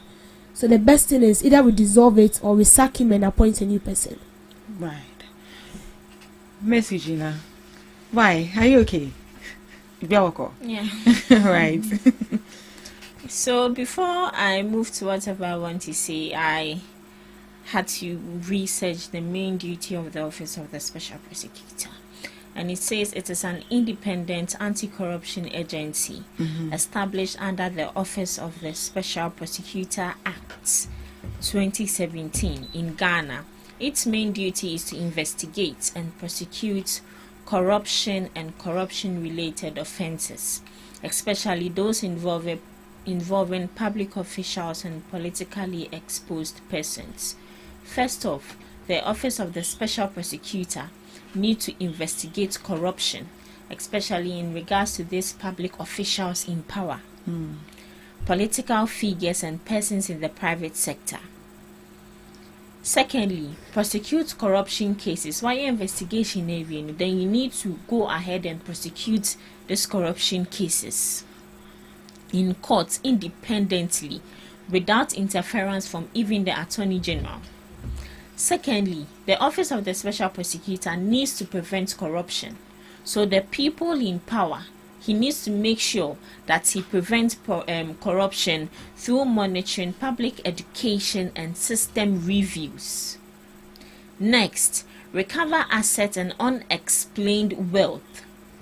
So if someone in power gains unacquired access to properties and also gains an income that is not lawfully his income, he has the right to recover those assets. Lastly, protect whistleblowers and witnesses. Definitely you have one or two snitches here and there who would be bold enough to say, this is the person doing this is the person doing that. And lastly, promote transparency and accountability. The office must promote integrity in public life and support Ghana's commitment to good governance and the rule of law. So with all what I've mentioned, and looking at the vision President John Dramani Mahama have to make sure that corruption is has come to an end, it has a lot to do with the Office of the Special Prosecutor. Everything I would say ejinane nanso, but what is he doing? He's investigating cases, but the cases he's investigating, has he moved ahead to take these cases to court? The cases that are in court, what are the final verdict of it? Because we are not really seeing anything. As Debbie said, I would even say that the Attorney General is even doing much better than the Office of the Special Prosecutor, because the Attorney General was just recently brought into power, and at least, even if he's informing the public on the day-to-day activities of their office. Mind you, the Office of the Special Prosecutor deals independently on its own without the interference of anyone. No judicial system, no no political party. Even with the Attorney General, he doesn't have the right to interfere. So he was brought in since the past administration, for good 8 years now. And now this year is about to end. 9 years. It's like a mother giving birth to a child and not taking care of that child, not doing what he or she, a parent, is supposed to do. But at the end of the day, so he's receiving salary every month, and they even have a budget, like quarterly and yearly, and they have people who are working under the OSP. He will definitely have a secretary, security personnel, allowances, all those, they have allowances and all of those things. All these money. Actually, a senior of mine is working at the office of the OSP. No more. We won't be saying some more thing. I also will be saying, maybe we don't know. Maybe he will know better. Seriously, yes, they are doing something we don't know. Exactly. Honestly, I think Attorney General needs to investigate the Office of the Special Prosecutor. They should investigate each other. Or they should give their duty to us, then we will start investigating them. Because you can't tell me that you're in GhanaTalks Radio and at the end of the month you are being paid and you are not producing results. I wonder, when President Mahama came, he sacked the IGP. IGP was doing so well. They sacked him. So what is the man doing there? Kisi Ejabe. What is he doing there? We understand the fact that he's someone's father. He needs to provide for the family. I think he has attained that money enough for good 9 years. Yes. And you've not produced any tangible and meaningful result. Today, you are issuing warning to someone who is a corrupt official, alleged. Tomorrow, I'm giving you this grace period. Tomorrow, this person is on Interpol. Seriously. So I think I do agree with the people who want to take him out of power, because you can't be in just say with the president's term because president term you can only go for two times. That is 8 years. But no, he's still in power and he's still enjoying the benefit without giving us any meaningful thing to look up to. If he knows within that he can't do the job, he should just pack his things and hand it over to someone who is competent. Right. Or do you think his office is not working because, is it right to say working? Yeah, they are not working. Do you think we all can do investigations?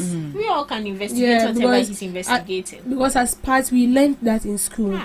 We learned investigative journalism, like as part of the course we studied. I mean, some tips. So, in as much as that, because the colleague I said she's working at the office of the special prosecutor actually did journalism. So we learned that, like we learned a bit, choppy, kakra. So we have that kind of knowledge. So let me. It's right to say that then. It's right. Right. So could it be that the reason we are not seeing results, or what we are expected to see, could be because of some sort of like political influence? That is why we are not seeing it. Because in the previous administration we didn't see any, and in this current one too, we haven't seen anything of that sort, because he's investigating people in the previous administration. Would you say it's that it could be that maybe there's a political influence right there in his office? That is why we are not seeing the results that we want to see. Can you cancel the it could be? It's not as if it could be. The office already influenced politically. Just take away it could be, because allegedly we know that the whole ASP has a relation with, I think, the former president and then the former minister of finance. Yeah, kind of right. And when we take the office of the special prosecutor, it's a very sensitive office. So when you are appointing someone there, it should be somebody that then you give out a judgment. You lay out a judgment without considering her to be your mother. Because if your mother can actually do something against the law, knowing fully well that my son is a judge, and he is supposed to go according to the law, then you should be truthful to yourself enough, truthful to the people, and then give a verdict, a correct verdict, not a biased one. Not a verdict that a way is politically motivated. If you look at the OSP is being influenced by politicians. It is. And that is why we don't see results. The OSP, the Attorney General, the court, they are all influenced by this politics, like politicians. Because all these people we are talking about, that the OSP is working on their issues, most of them are politicians. The public officials that the public account committee are talking about, I don't know what public officers appointed by these same politicians. They are. So in a way, when I'm affiliated to a political party, and then you tell me that I should come and investigate you, what do you expect me to do? I'm going to do things that will favor you. And that is where we get it wrong. In as much as MPP that is appointing you, or NDC that is appointing you, it is true, what you do. But then when you get there, work as an independent entity. OSP is supposed to be an independent entity. And that is how the AG and the court is supposed to be. Or when you're not some of the same category more, they're supposed to work independently. That is how come we can see progress. So, what's with the OSP? That, like I say, council there could be. The office is politicized. Right. So to scatter everything and lay the foundation again. And I don't know if we actually sat here, that has to do with Mustafa Gbandi, who says that if you are someone working in the public sector, you shouldn't make known your political affiliation to the political party. Do you think it's high time we take such a thing? Yes, it is. And I'm thinking that maybe if someone does that immediately, or we should demote you. If you are working in the public sector and you make known your political party, or we should demote you. Maybe you are the manager, we'll give you normal position, then we appoint a new person. It's better you sack the person. It's better you sack the person. You just demote the person there. Sacking the person, and you demote the person, giving the person a lesser position, and then you give his position to someone else. It will recycle your mind. Companies who do that do not do that permanently. They do that temporarily and see whether you are going to back up or improve. And after you've improved, they give you back your position. Then they see whether you are going to do it again. Some companies will not give you the second chance. They won't even demote you straightforward. Are you ready? Because you cannot do that. There are institutions that don't want to be noted as MPP or NDC. No, they take everybody. It is a balance of person. Yes, and they feel like who be go fee. That is why sometimes I said that way I did my first attach. Yeah, but my ice cream, it was MPP ice cream. Oh, yeah, papa. Our manager got very furious. Yeah, you mentioned. He said we shouldn't do that, else they'll think that the station is on an MPP or it's on an NDC, and they don't want that. Because ice cream, see, Obey anything. Mr. Gina. So I think it's very necessary. Do you think this particular office has been politicized? And do you think it's high time we take most of us Gandhi's statements he made that if you're working in a public institution and you make known your political party, you should be removed immediately? Okay, so before then, I'll say when it comes to the Office of the Special Prosecutor, he has made important progress, especially in regards to raising public awareness and building systems and also investigating corrupt cases. For that side, he has made progress. But where he hasn't made progress is making sure that these cases or these officials are being prosecuted and we have lasting impact. We've not had that, and that is where public opinion also comes in. And also to your main question, if the OSP has been politicized, the Office of the Special Prosecutor was politicized the very moment it was created. That was, I think, 2018 by the former president Akufo-Addo. So this is not even how would I say? Let's read the handwriting on the wall. The handwriting is boldly there. It was written. Why am I looking on the wall? You're looking on the wall. This is MPPAE office. Totally. Because how can you tell me that after investigations, na untumi nchi obi aye, into investigations ni na untumi nchi obi a. See, when with what Mustafa Gbandi said, no, wait. Allegedly, they are influenced because he said cyber security need there. 5 years. Hey! Sentence now, no shame. So with what Mustafa Gbandi also said, I do agree with him. Why should you be a public official? Aside the politicians we know, for that we understand them. But why should you be a public official, especially in the civil organization or in the corporate organization? Then you come out to make us, to let us know, say you belong to this party, you belong to this party.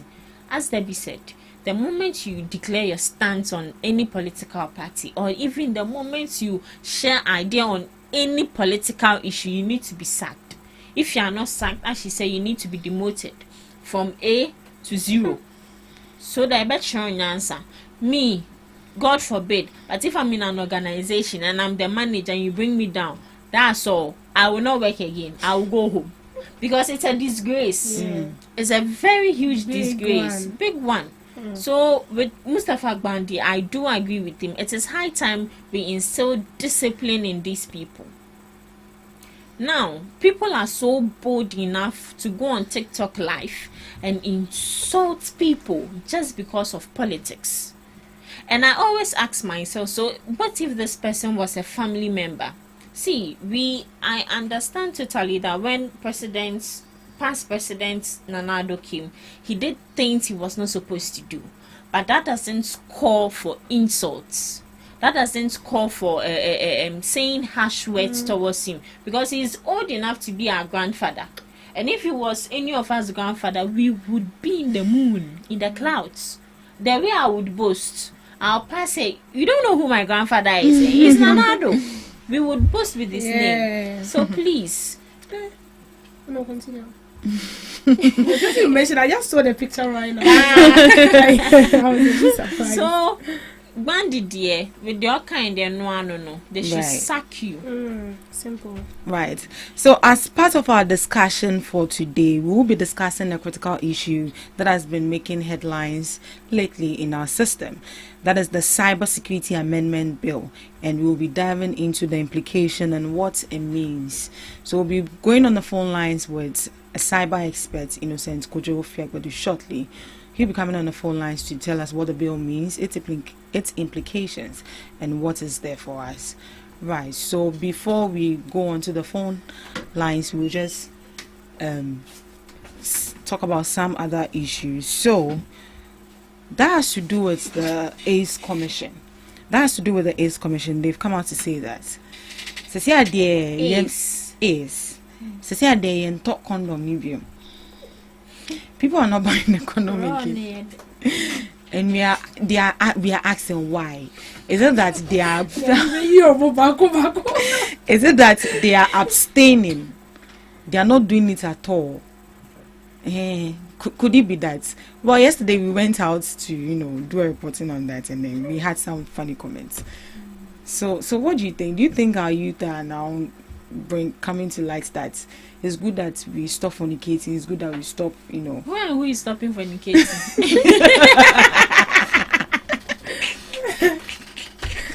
Maybe they are abstaining. Why? They are on break. They're on break. They are abstaining.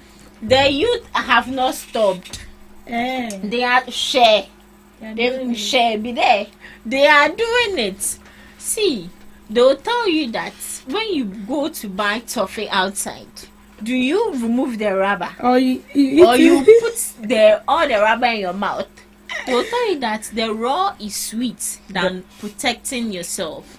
See, they think, and especially to the ladies, they think taking contraceptive also stops these diseases. Contraceptive only stops the pregnancy. It kills the sperms that is within you. That is what the contraceptive do. The contraceptive does not stop the spread of HIV. We need to note that. And also, with the idea of these people thinking that this youth have abstained from sex, they've stopped fornicating. Some men and women also have taken a challenge upon themselves to be celibate, and that is a very good idea. When you're a lady and you are celibate, or you're a man and you are celibate, it's a good thing. It's a good thing. It's a very good thing, because both the physical and the spiritual aspects, it would no longer be with you. Right. But they should not think that this youth have stopped it. Sometimes they can even wear it. They are doing that, and no me. Then they'll go you raw. What is that? Michelle No. I'm educating them. You're educating them. You've forgotten I'm a nurse now. Don't do that. So, HIV is, I think the HIV is curable, but once it develops into AIDS, it's not curable. With the HIV, you can be taking drugs, and also, even though you don't have HIV, there's still a drug. There's still drugs for all individuals who can take. So I'm here. I don't have HIV. I don't have AIDS. I can still take the HIV pills to prevent it in the near future. Yeah. So they shouldn't think they've not started. They are doing it. And the condom no monto. You see. Monto. Right. And I think education or my education also fun I am fat. Also fun na yam fat. A person can be is a we. No. But you use the pronoun we. When You you're talking about youth issue, that you don't need to exclude yourself to make it seem as if you are creepy. Just involve yourself. Don't be a hypocrite. Yeah. It can't be. All right. So as someone who is passionate about online security and digital lives, we have Master Innocent Fiagbedu, who will be shedding more light on the Cybersecurity Amendments Bill and its implication. Hello, Master Innocent. Hello, good morning. Yeah, hello, good morning. Yeah. You're welcome to the GhanaTalks Breakfast Show. Thank you very much for this opportunity. Right. And good morning to you too. Right. And your listeners. All right, thank you so much. So as someone who is very passionate about online security and digitalization and digital lives, we saw that the Minister for Information and Communication has actually released a draft bill for the Cybersecurity Amendments Bill. And then there have been some sort of like critics and then all of that. But first off, we would like for you to tell us what the bill actually means. Okay. Good morning to your listeners and everybody who is watching online also. As we all know, we live our lives, most of our lives these days online. Yes. And the government and the Cybersecurity Authority recently brought an amendment to the Cybersecurity Act 2020. That's the Act 1038. And raised certain concerns. You should know that there are always two sides to a fence. And then if you have a dog, let's say if you have a dog for security reasons, sometimes when it gets too out, it can also harm you. I've not seen a lot of experts saying that they agree with the cybersecurity amendment bill because it has a lot of things that has to be looked at again. Okay, so in just a short bit, I'm going to explain the cybersecurity amendment bill to the layman to understand, because ignorance is not excuse of the law. It has a lot of things that everybody has to be very mindful about, and everybody is doing something online. It's not just the experts. Maybe the experts may understand some of the things in there, or most of them in there. But have you asked yourself, our mothers and our sisters who go on TikTok to be posting videos and to be sharing their comments and things without knowing that there are certain laws and regulations around this thing? So the bill seeks to amend the Cybersecurity Act 2020, which has been the country's main legal framework for protecting our online space. And now the amendment is being introduced because of how technology has evolved and how a lot of scams have been going on. And the government says that the new bill will strengthen Ghana's ability to respond to cyber attacks and protect our national infrastructure and align with other international standards. But we'll see some things, and there are some sections that raise certain concerns about the freedom and privacy, and also the over-regulation that the bill comes with. Right. So when you look at the first section, there are a lot of terminologies in there, but I'm going to break it down very simple for everybody to understand. Right. So the first section, under the section 1 of the amendment bill, the CSA's overall power and mandate is a mandate. So it amends the section 3 of the Act 1038, giving the CSA broader authority to control or regulate cybersecurity operations in the country. So it means that the authority can now set standards, issue directives, and oversee all cybersecurity related activities. So this might sound like a good thing in theory. It sounds good in theory, but there are challenges that lie in the balance. It centralizes too much power in one institution without equally strong oversight mechanisms. So a lot of people fear that this will lead to overreach and political misuse. You understand? Right. And then, recently Mahama came and said that if you put something online, it will trace you with your IP address or something. Right. And then he got the name, the IP man. So there are a lot of things going on there. Yes. And then, secondly, the bill introduces certain new definitions and terminologies under Section 2. So it amends Section 96 of the Act. And this terminologies, some of them are cyber threat intelligence, digital forensics, and critical information infrastructure. So these updates are crucial because they make the law responsive to modern challenges like artificial intelligence, that's the AI that we all use, and advanced malware attacks. Okay. Yeah. But however, the scope of this mission would also justify monitoring a lot of online activities under the claim that they are doing threat analysis. So you might be there and you might generate a picture with your AI on your phone or something, and you don't know the government is looking at your picture. You might be there, you create a video for your advert, and the government is monitoring it. Wow. It sounds like it's too much of something that, and it raises a lot of privacy concerns. That means that your data is not private at all. Yes, it's not private. And then it also goes on to talk about something in the section 3 of the bill, which talks about professionalism and accountability in the industry. Yeah, but this section unintentionally makes it harder for small innovators and startups like hosting companies, IT service providers, and other people to work freely. That means the bill is saying that you have to be licensed before you can provide these services. Yes. It is a good thing in its direction, but everything there is a start to everything, and it looks so strict on startups. On startups. So people would want to do something and start something to get some experience before they decide that they want to license themselves. And definitely, if you want to license your services or your gadgets or your equipment or your office with the Cybersecurity Authority, it is not cheap. It's expensive. Yeah. And I wonder how many startups will be able to pay for such services. Right.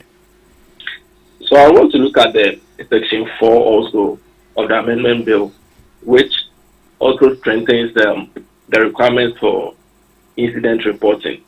So it modifies the Section 40 to Section 44 of the Act, and it mandates that all critical information infrastructure owners, like your bank, the telecom companies like your MTN, even you as radio stations, since you still use some data, you collect data from people watching your time, you collect information, you go outside to make reports and you take information from people. Yes. The amendment bill says that you should license all those services and all the gadgets that you are taking, using to take all this information. Wow. And if you do not comply, it comes with certain fines and administrative implications. But one thing you should look at is that the concern here is that the CSA is getting more power, and there are a lot of sensitive information that some people wouldn't want to put out there. So let's say the CSA will be demanding certain sensitive data for their operations because the bill has given them the power to do so. And you may be feeling like you are forced to give or disclose some kind of information that you don't even want to put out there. But because it is coming from the CSA or the Cybersecurity Authority for their operations, you have to do that. And the whole thing about the bill is that it is giving the authority the power of attorney. So they can carry out anything they want to do, even without getting any court warrant or anything. Right. So sorry, not to cut you. You said that it's giving the authority power of what? It's giving the authority the power of the attorney. Okay. So the CSA now has the same power as the court and the attorney general has. Right. Yeah. So you could be at a radio station right now and the CSA will come to your office and say that probably you said something that is not right online, and then they are closing your office. And they say they are closing your radio station. So your opinions are being monitored, right? Yeah. So anything you say online or anything you put online is not just information, but videos or pictures you put online on Facebook, TikTok, anywhere on social media. It is being monitored by the CSA. Right. Okay. So when you look at the Section 5, it modifies the Section 58 and 59 of the Principal Act. That's the old Act.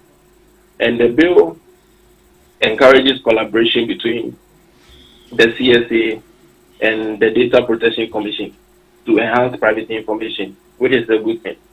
So it is positive, but the amendment does not spell out how the two institutions will coordinate or who has the final authority when the privacy and security interest conflict.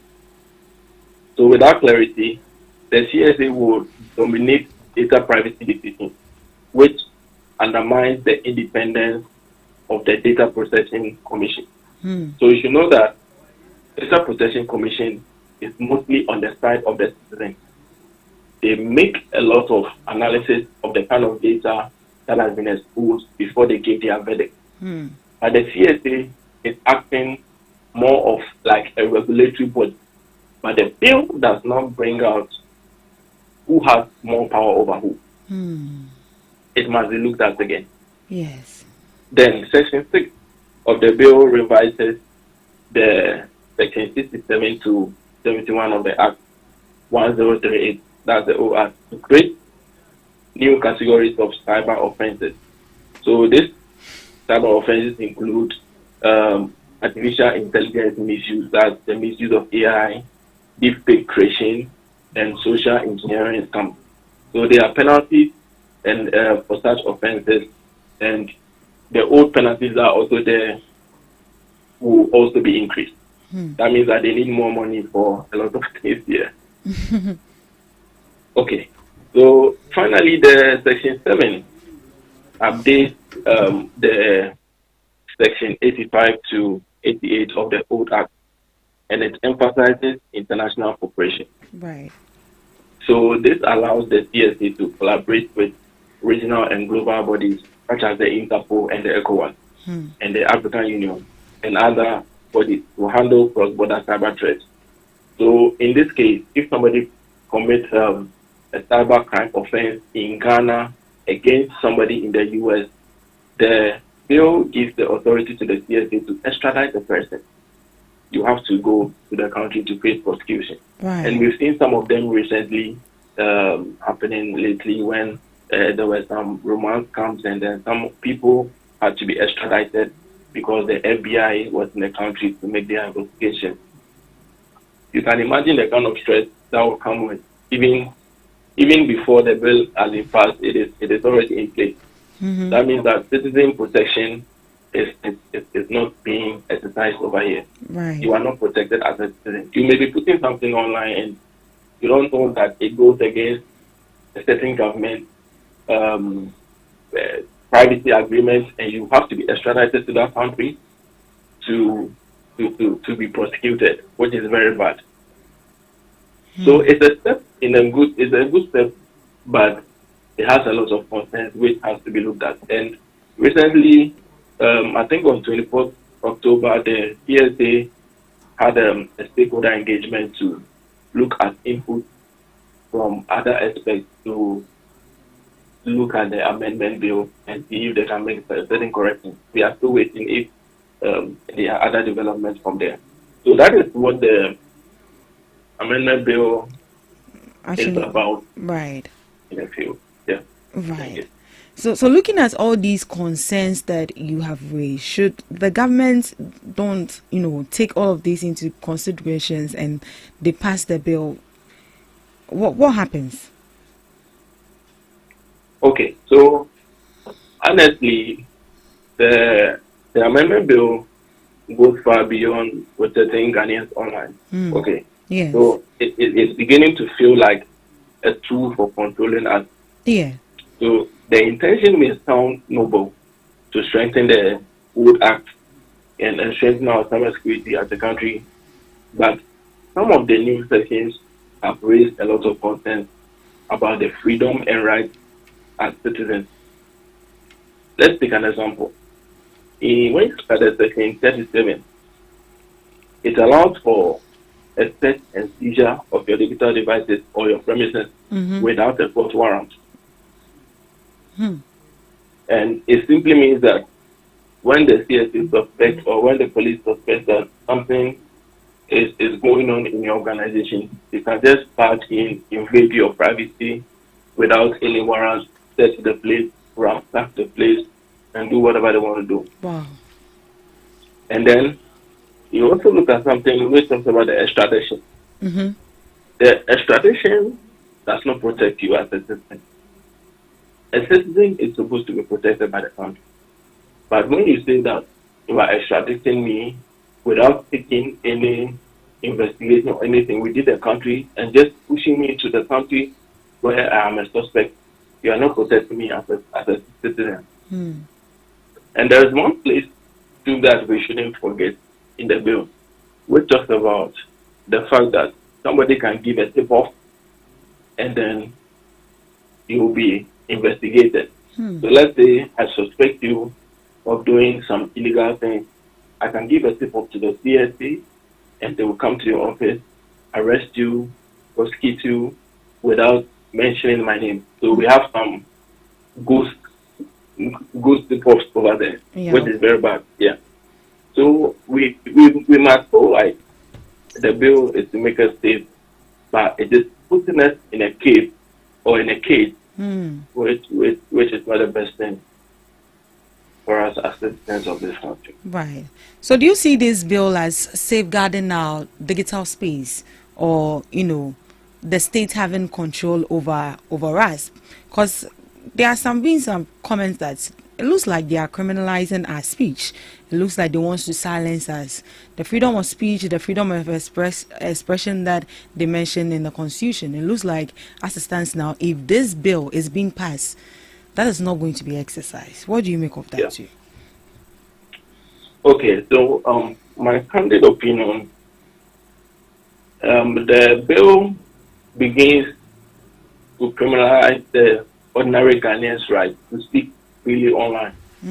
And we mostly exercise our freedom of speech online. Yes. Nobody takes a megaphone these days to stand on the park with making noise and to be expressing their view. But they do that online, even in comment sections, even on Facebook and other social media. And while the government intention may be to combat cybercrime, the way the bill is structured gives too much power to the authorities and very little protection to the citizens. So one biggest concern is how the bill defines false or misleading information under the amended sections 40 and 45 of the Act. And it says that anyone who publishes or shares what the authorities considers false, misleading or offensive information online can face harsh penalties. It didn't list out what is false, but it says that what the authority considers false. That means that when you say something against the government and the government feels offended, they can use it against you and say that you are sharing false information and will prosecute you, which is not good. So the authority gives it gives freedom to interpret the law however they wish. They don't interpret it based on a certain document or constitution. It is giving them the authority to interpret the law however they wish. And let's say a harmless quote, a meme, or even an opinion critical to government policy would easily be branded as a cyber offense. This is not cybersecurity. This is political silencing. It's political silencing. Political silencing.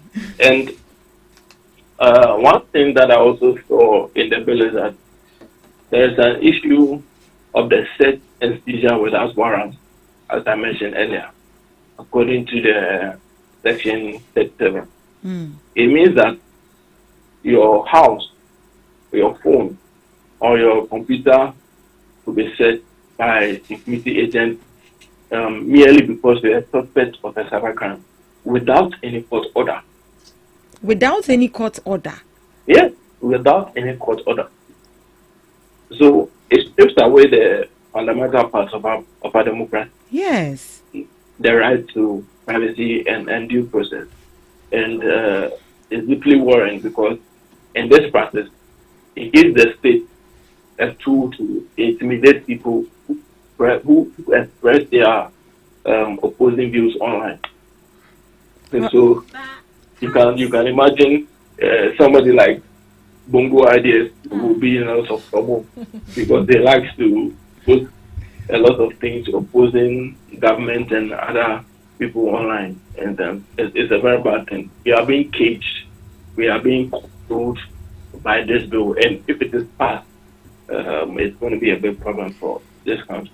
All right, so a quick question. Don't you think it's right for Ghanaians to come together to take this issue to courts?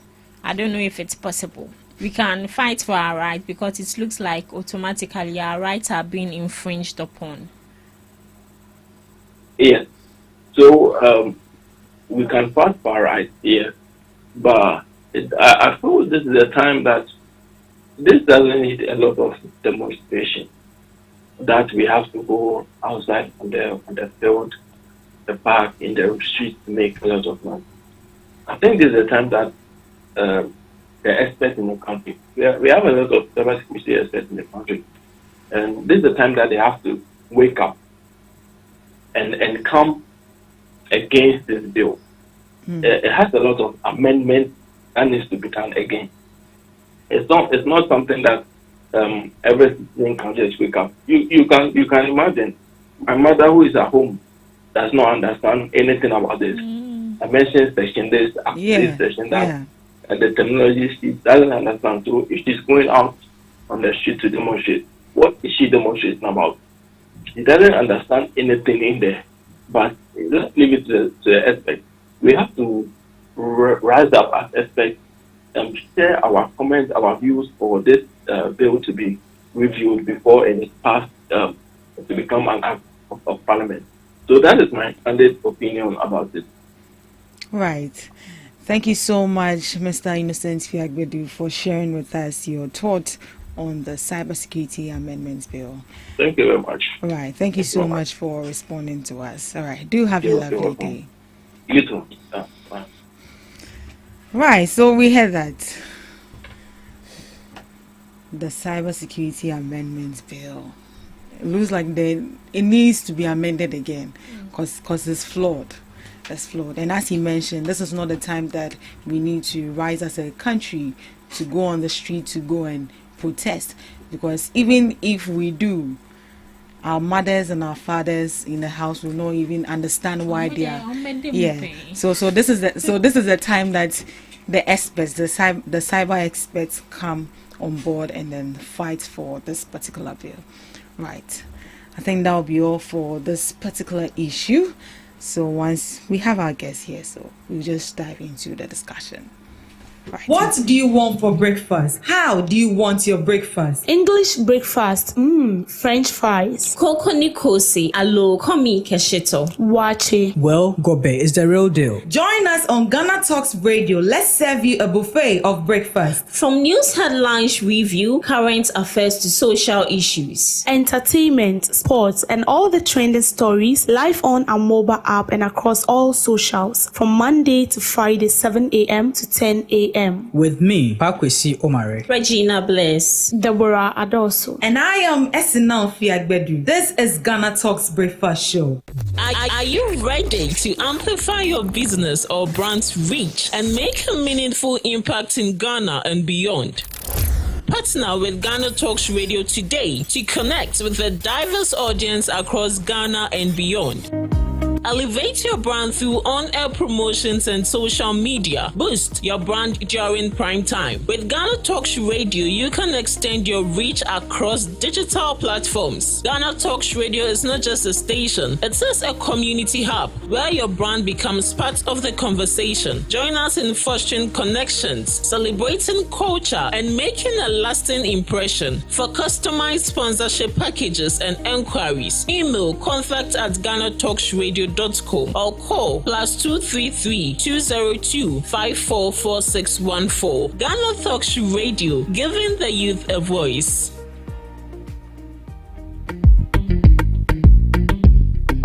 This is Ghana Talks Breakfast Show, your morning companion.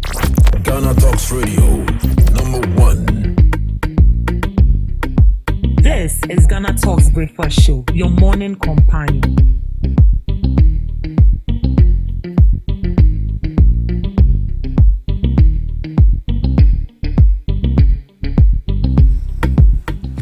Yeah, we are back here again, and this time around we are here with one of our guests who will be diving into some issues and the topic for discussion for today, in the person of Mr. Brimer, who is the NDC Communications member, a part of the NDC Communications member. Mr. Brimer, I find it so difficult to mention your other name. Can you help me with it? Mudassir.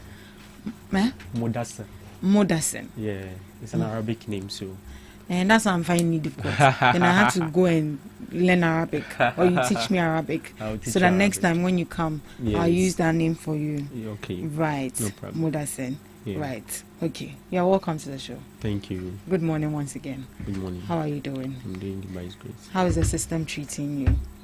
So far, so good. We are also enjoying the goodwill of the government, and also praying that things will go well as planned, be able to deliver to the people of Ghana the mandate they have given to the president and the NDC as a party and government. Yeah, right. So before you came in, we were actually discussing about the Cybersecurity Amendments Bill. Do you mind to share your thoughts on what you think about the bill? Yes.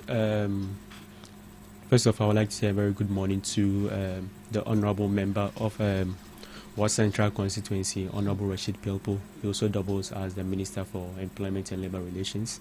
I would like to say good morning to Honorable John Demelo, the MP for Ayers West Wogon, also doubles as the Deputy Minister for Agric. They're all doing well in their respective areas, and it's good that each and every day we send our greetings to them and encourage them to continue to help build this country in their various portfolios. When it comes to the cybersecurity bill, one of my colleagues was like, nowadays some judge is making the work difficult. How is he making it difficult? He's making the work difficult to defend anyone, but it's because there was a previous video, I think he was speaking on Ghana Web. I think then when we were in opposition that there was no need. I think the MPP were trying to introduce a bill like that, cybersecurity bill or law. Then he himself said there are already structures. We have the Cybersecurity Authority, there are the NCA Authority, those various structures in place which can check for cybersecurity. So back then, in his view, he didn't even feel that there was a need to bring a bill or anything to check cybersecurity and whatnot. But as we always say, it's time we evolve. People change. And a change of mind perhaps have come in, and maybe then we didn't see the need, but now maybe he has seen the need for us to introduce such a bill. But I've seen and heard so many commentaries about it, and I've read some portions, but I feel the transparency that comes with it, had it been some other government that I know, would have just woken up and a bill has been passed because of the numbers in parliament. But because this government is committed to transparency and accountability to the people, making sure that everyone's view is taken into account in governing the nation, it was the draft was open for everyone to make their input. I think he even provided a link for public to contribute to how they feel the bill should be, or how we can restructure it to the benefit of all of us. Because aside the ills of it, the negatives that people are talking about in terms of infringement on people's freedom of speech and whatnot, but it also seeks to also gag us in terms of our communication or expressing ourselves. Back then they used to say there is freedom, what do you call freedom of speech, but freedom of speech may not be guaranteed, depending on how you express yourself. So I think, General, let's not make this an issue out of it. It's in its early stage where it has not even been presented to Parliament. It's just with the ministry where inputs are being making. And I know even before the final bill will present to Cabinet, for Cabinet to even give a go ahead. And I think Cabinet did the right thing by announcing to the ministers that, you don't go out and publicly announce of a policy or something that we as a cabinet has not approved yet. You understand? So many of the ministers are making these mistakes. When you go to the education ministry, you go to the communication ministry, you go to I think there was another ministry that was also making these kind of pronouncements and announcements before implementation or decision is taken by cabinet. So this bill has a long way to go. Before it even get to Parliament, Cabinet will scrutinize it. So many inputs and outputs would come. But what I'm interested in is that, you see, it be able to make sure that we look at this kind of my interest. In this cybersecurity thing is about how people are able to hack people's mobile money accounts, how people are able to hack into people's computers, their privacy, invasion of privacy and all that. It's very, very important. Especially even among we the youth, how people take delight in sharing people's news, leaks, and all that. Those are, for me, the focus that this bill should even be looking at. Aside that, you see, the President, His Excellency, also spoke about hate speech some time ago. I think, with the warning that he gave then, you could see that people have toned down a little bit. And some people that went on TikTok Live to make certain comments in the past about our 8 gallant men were also somehow dealt with. They've not really been punished, but at least Yeah. So I mean, in that regard, we have to look at that, because all those things or those speeches can trigger conflict, can trigger wars, civil wars, and all that. So exactly. it's for me, that's where they should channel the kind of the bill into.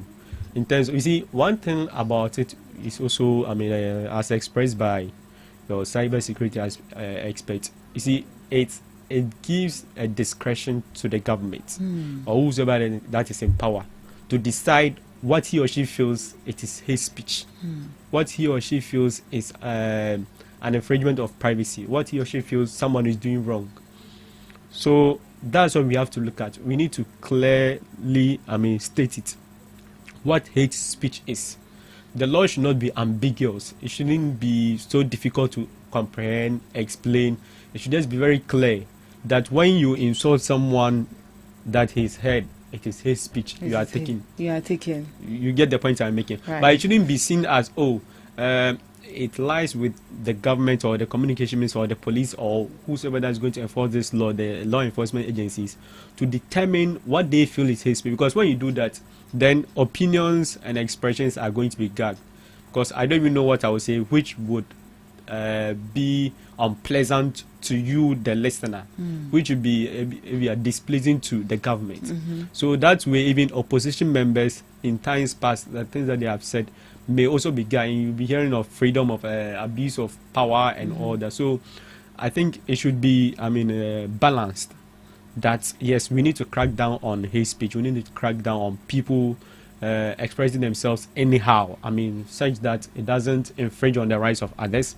We also look at the fact that people's privacy will not be invaded anyhow. We also look at how our electronic system, in terms of hacking of people's mobile money, people's bank accounts, people's details and whatnot. Those data protection, act, so that people's data are protected. So for me, it's one thing is also commendable that the minister has come open, to let the public, bring in their details. People should tone down. It has not been passed. It has not been passed. I've seen people even. But it's scary. No, but I don't. People feel this is more or less like a silence. They are going to silence us, because there'll be a lot of scrutiny and monitoring of our gadgets and all of that. Even right here sitting in the studio, if I should say anything, they'll just barge in and just pick me up. I agree, because I may sit here to say I'm supporting it, then tomorrow in exchange of government, you may also fall victim. So just be objective about it. Exactly. So no, I'm being objective about commending the minister for opening it up, because we know in times past, and we know that had it been a different government, we wouldn't have even seen this kind of openness and transparency. That's what I'll comment. But that's like I said, we need to, it should be measured. The bills should be measured. We all should even be measured in our communication and how we express ourselves. Because the politics that we engage in this country has become a certain kind of different thing, which shouldn't be so. Politics should be an exchange of ideas. Who you feel can run the country better, who you feel can, be in a better position to run affairs. It shouldn't be about insult, hate speech, and whatnot. So I feel maybe the ministry is just looking at how to make sure they make certain things be measured in terms of expressing your opinion. You are entitled to your opinion, though, but you make sure that we are in a country of about 30 million people, and everyone has an opinion. So at the end of the day, you have to know that your opinion may necessarily be superior to any other person. You have your say, but in also expressing or having your say, you should be measured in that regard. So let's commend the ministry. Let's commend the minister, Honorable Sam George, for his boldness, for his ability to put it out, regardless of how it was, because it was too raw. If had it been someone, I know people have perused it, they felt it was too harsh. I don't feel all our party members, or those who are working at his ministry were in support of it.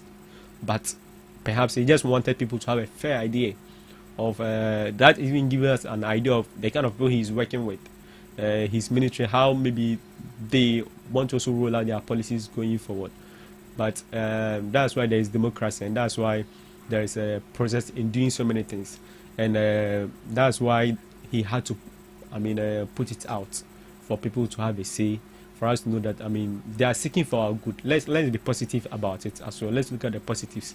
Though per the comments I have seen and all that, the negative seems to outweigh the positives.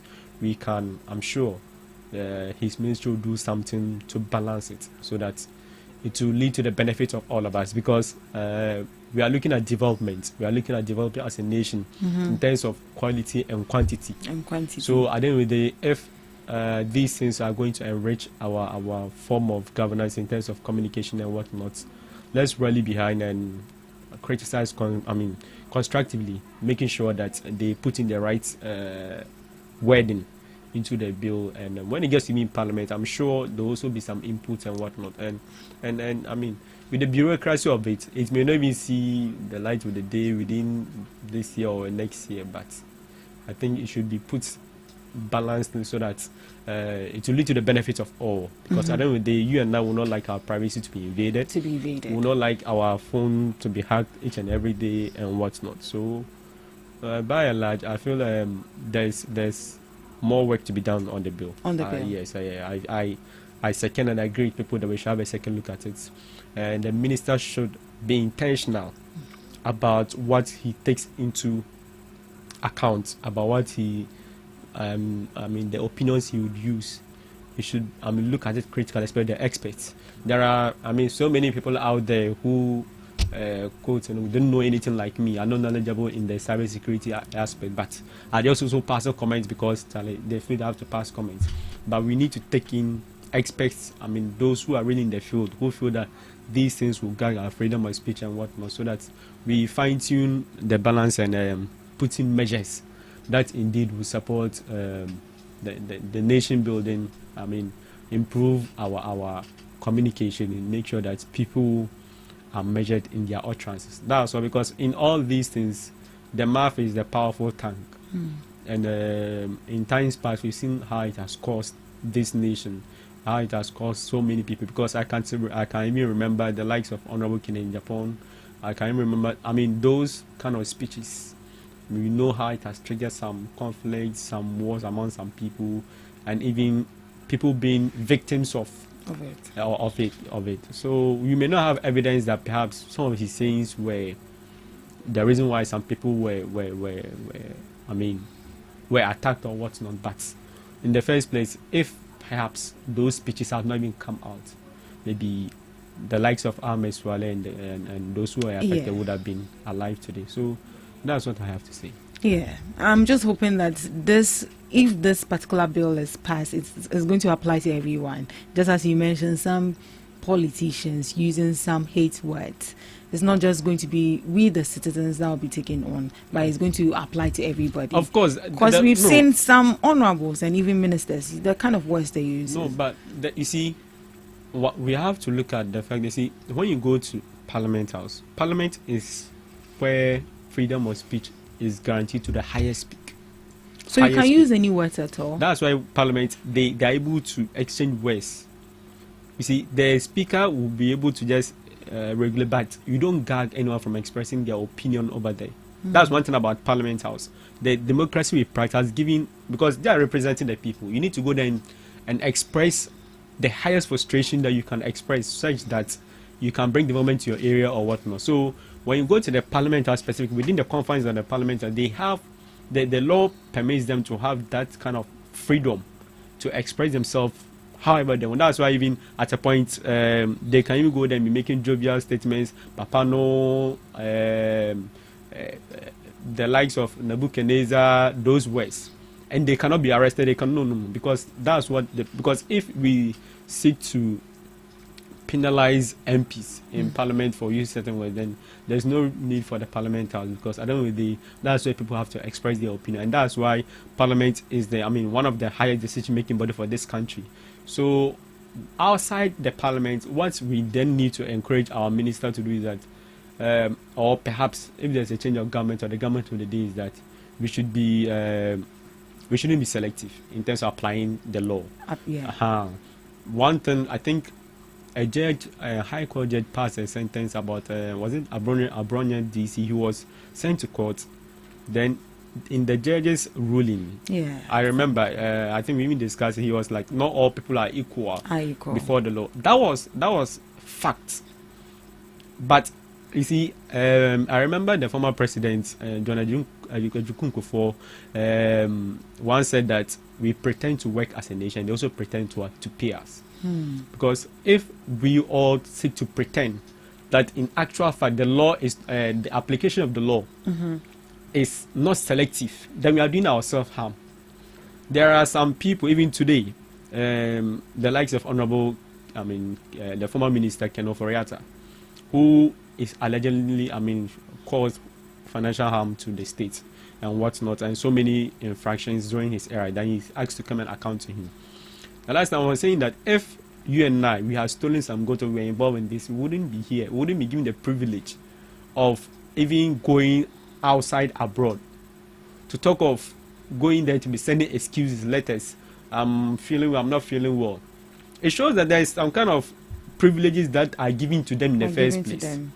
Because if not, ordinary people are going to be sentenced quickly. Yeah, I understand. Some people will be like, oh, the law depends on how you make your case and whatnot. But when you look at the application of it, how those high profile people in our society, how they are handled, and comparing to ordinary person in terms of when someone does wrong, is different. It's different. So maybe we can encourage the government or how they are going to apply the law. It should be applied to everyone.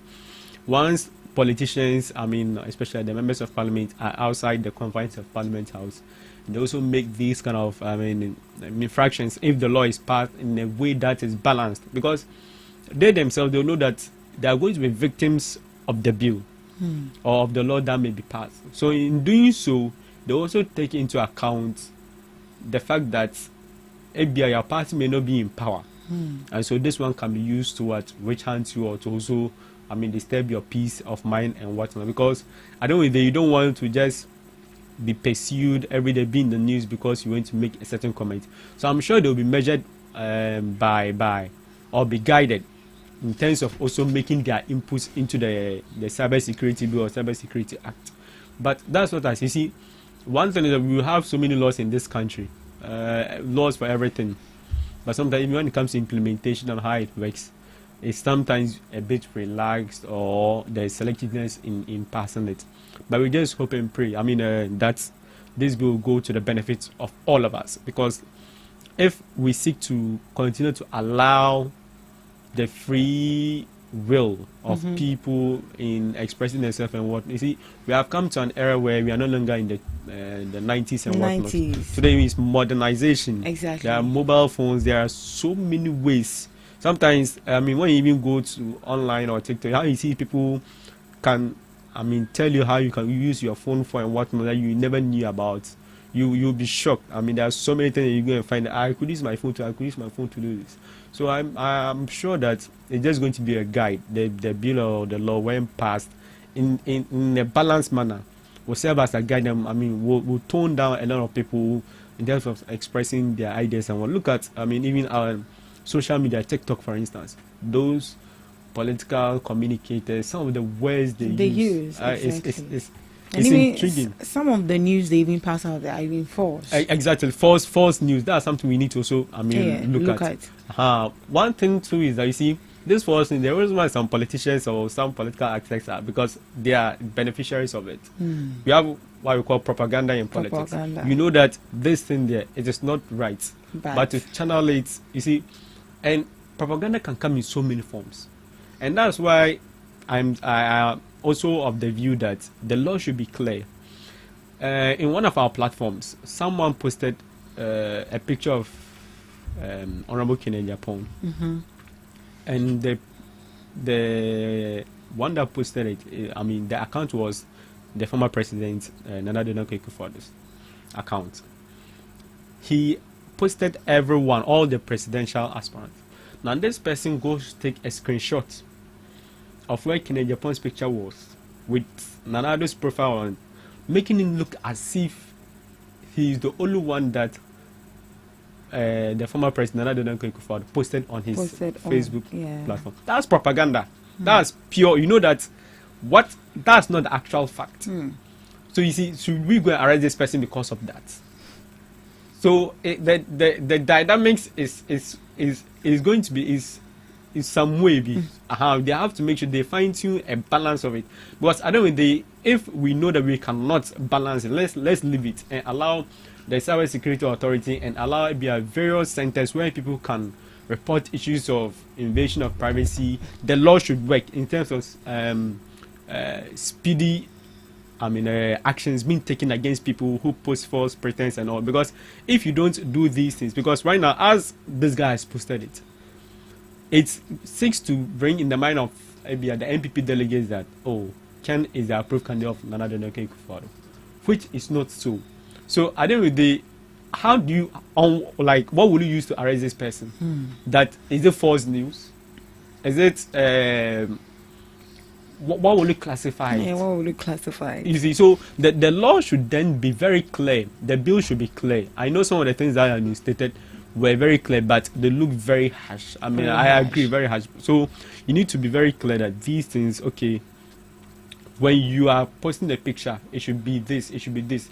And when we are even doing that, I mean, we are going to have so many sections of the law. You have so many acts, accompanied by the law. So, but it should benefit all of us. And I think, they should look at the balance of it. So that was it on the Cybersecurity Amendments Bill.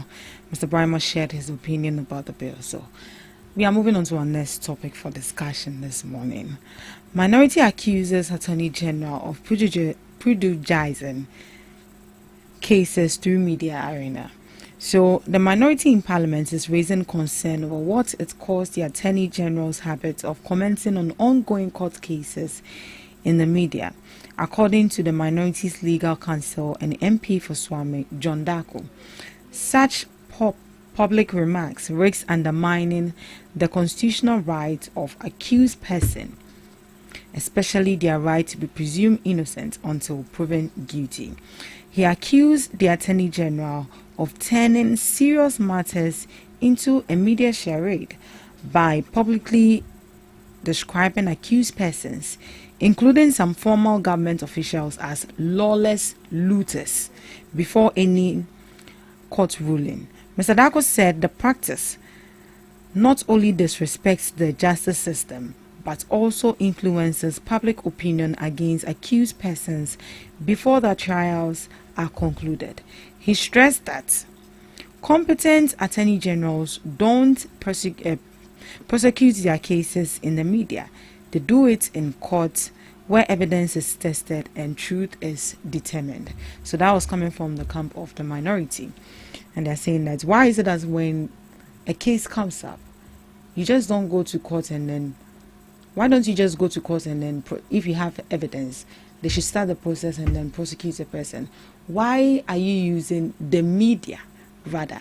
And I think this stems from the revelation he made with regards to the alleged embezzlement of funds from the CEO of the Buffer stock. Yeah. Did you see it as such that the Attorney General is using the media for his court? That's not it. That's not it. I do not agree with him. Not at all. You have what we call accountability to the people. Yes. I think that was on the government accountability series. Exactly. So, just like you and I, we are here. If perhaps you go and leave me, then you come and you don't meet this laptop, what will be your statement? If I was the only one that was here, you tell everyone the evidence you have is that I was the one here. So the evidence points that I am the one. That does not represent fact. Or that does not represent truthfulness. Let me put it that, or let me say, that is your evidence. You get a point I am making. That is your evidence. So you can tell everyone that, I was the only one that was here. So the evidence you have is that I was here with the laptop, and everything shows that I'm the one that took it. I cannot fault you for that. So where do I also have my say? I also have my day when I'm presented to the court. Or I can also do my press conference and tell everyone that when he left, I also left. I was not the only one here. I also left. Period. Everyone had. Why has anyone stopped Hanan from doing a press conference to express himself? No. No. And what the Attorney General did, he's telling the people that the oral cases, these are cases even under oral Operation Recover All Loot. In times past, the Attorney General didn't have a mandate a specific mandate to look at recovering loot of past governments, maybe people they feel have stolen money from the public purse, or people they feel misappropriated funds. So what the oral seek to do is for the Attorney General to focus on making sure that people we feel have embezzled state funds, misappropriated funds, made to face the law. So in doing so, the public had the opportunity to present whatever they feel. During the 8 years of the MPP, some things happened and they need to investigate and look at it. A preparatory team was made up of distinguished people, Martin Pebu and the likes, and Okudeta Black Presidents. They took the information, they didn't process it, they just passed it to the Attorney General to look into the cases. Now, if you have presented a case to the Attorney General, you want to know the state in which the case is going. And the Attorney General has been presenting so many things about 80 people standing trial, so many people coming in for plea bargain, they want to retain the money and some of the money and what's not. So, and the likes of Gift Owari and Asebi, they are all in court defending themselves. That's right. When the court ruling comes in, if they are vindicated, fine. If they are found guilty, they face the law and we go forward as a nation. But if we are the same people that will come and sit here and say that, Attorney General, we are no longer hearing from him. What is going on? Is it that he is no longer seeing top? We know our people, the MPP, we know them. They will come out to say these kind of things. So I feel that what the Attorney General is just accountability. He is telling all of us the evidence he has found. If he goes to court, he has not even pronounced them guilty of any crime. We all have the right to make statements or to make pronouncements on certain things we feel are in our favor or we feel are going in a certain direction. But the ultimate place to judge or bring finality to the matter is the law court. And everyone will have his day. The CEO of Buffer Stock will also have his day. But what our citizens we should be interested in and we should be looking at is the fact that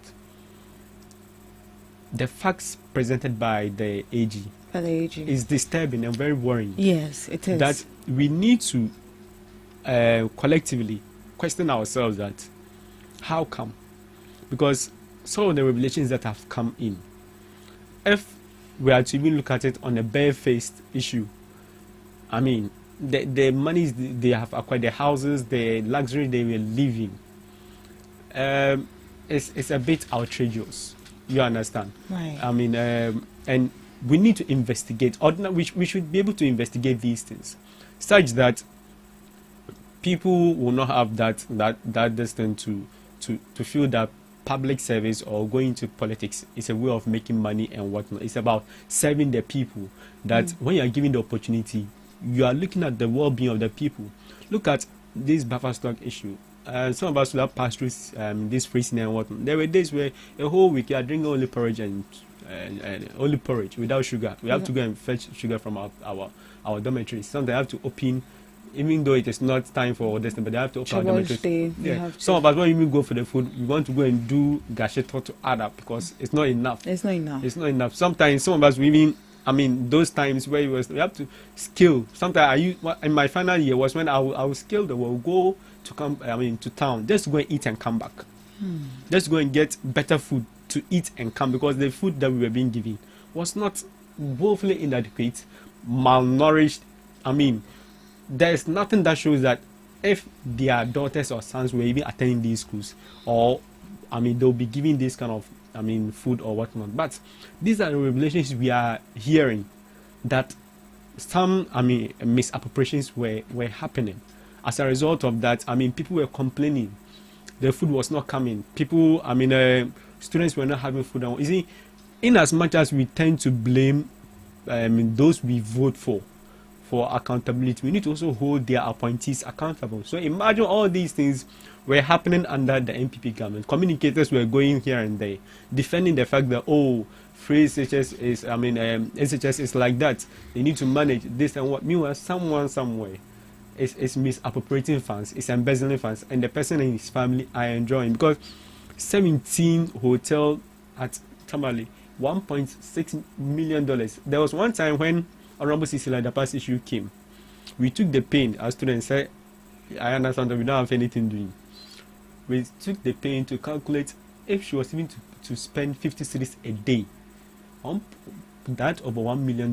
You can spend 163 years to take you before you can even finish spending $1 million. When you even go to abroad, America like that, when you even watch TikTok, when they give someone $1,000 alone, how they are happy that we have in this country a politician has that amount of money. And you see, it is sometimes they're always aided by their own so many things, because if $1.7 million is sitting in your account, it's questionable. It's questionable. The banks needs to raise red flags. Yeah. So yes, that, oh, what work are you doing? How many companies do you have? What's the income? What's your total income? I mean, are you not spending the money at all? You are spending. So at the end of the day, you being able to have this kind of money, we need to question you. You understand? And look at the NSS deal, what's happened over there. People are able to duplicate names. Whilst when the month ends, NSS personnel are not being paid. 715, it doesn't even come regularly. And when it is coming, it's coming even in bits. People like, so we need to really, pour our frustrations to these people and make them accountable to the system. You see, we are not saying you are even guilty, but you need to come and account to us your stewardship, your servitude. You see, the mindset is that you are coming to serve the people. How come, even if you're not even guilty of all these things, but sometimes they even admit, I learned even this buffer stock issue, the company where they transfer the money to buy for Sultan, they say Sultan company or something like that. Sultan is is a company that's supposed to distribute salt or something like that. But when he has even confessed publicly that when the money is transferred into his account, he doesn't touch it. He transfers it to another account provided by Mr. Hanan. The money that was made for salt to be provided to school has been transferred. He doesn't even touch it. So the tactics, we know so many things that are involved in it, especially money laundering, how they want to acquire these things and resell, and it's not traceable. And so we commend the Attorney General. Let's commend the Attorney General for his efforts. And these are not pronouncements or judgments. These are, accountability to the people, for all of us to collectively sit down and look at the facts or the evidence he has found on the cases that people, ordinary people, have presented. At length, and Mr. Solomon Owusu, the member of this UP Plus new party, on TV3, he was saying that one day when he went to Tamale, he took a taxi. A driver willingly took him to this hotel. That is a hotel being built by the CEO of the buffer stock. So people are interested. So people actually are aware of it. Yes. It's not today. It has been there. And people are questioning. You see, people will not have a problem if we're all living fine and comfortable. We all cannot live fine and comfortable anyways. But at the end of the day, if the economy is not good, you are asking people to tighten their belt. You are doing debt restructuring program. You are doing haircuts. You are taking IMF loans, which comes with conditions. Which conditions are going to affect every sector of the economy. ABI employment, money to pay nurses, money to pay people who are working for this country. For 10 months, people were not paid. Not because of any fault, but because you are going to do an IMF condition.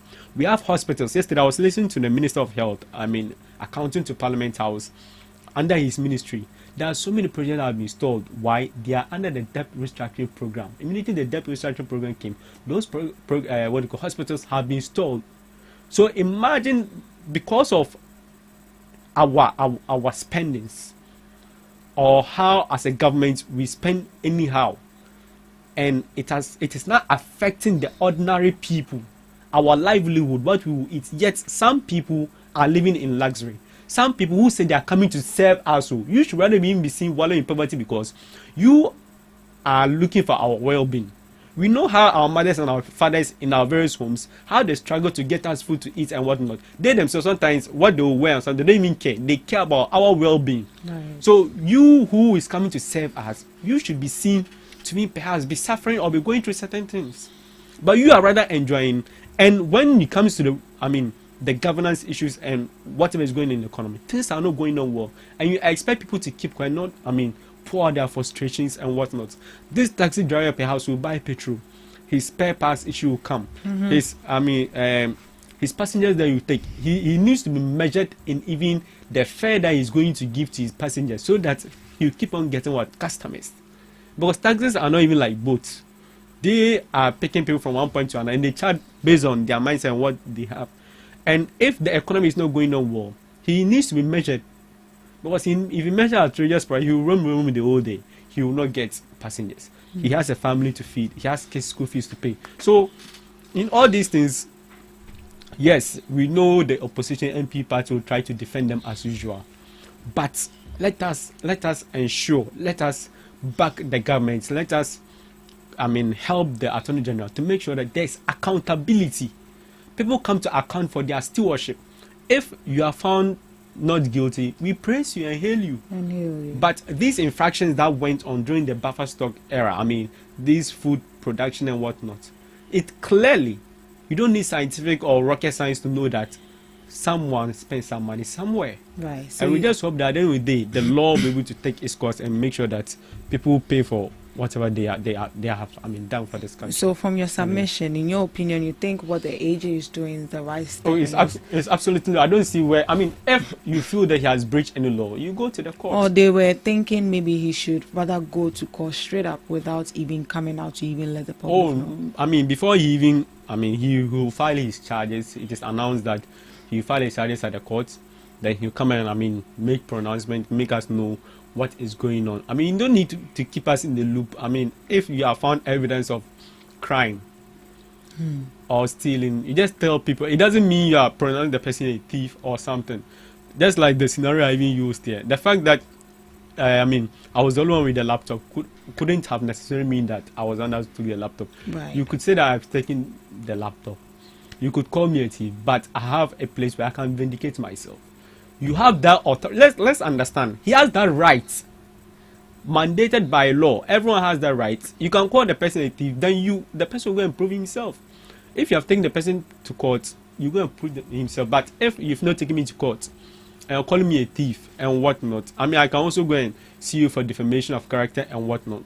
Let's let the law apply. So if Mr. Hanan and Co feel that perhaps what the AG is doing is against any law, anything, bring it, because it's public opinion that it's not right morally. People are saying, people will assume that he has done any wrong thing and whatnot. But if things were to be going on well in his sector as the CEO of Buffer Stock, people were not complaining of shortage of supplies of food.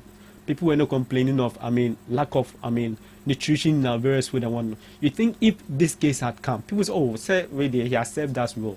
If he has made all this money, it is okay, because we've seen that he has worked. But you can see that largely, and when you even do this kind of survey of yourself, you see that people have now come to realization, then that could be form their own opinion. Why we don't? Because if things were going on, people say, so now he was doing his work well, so this one there is nothing. People can even argue for it and let him go.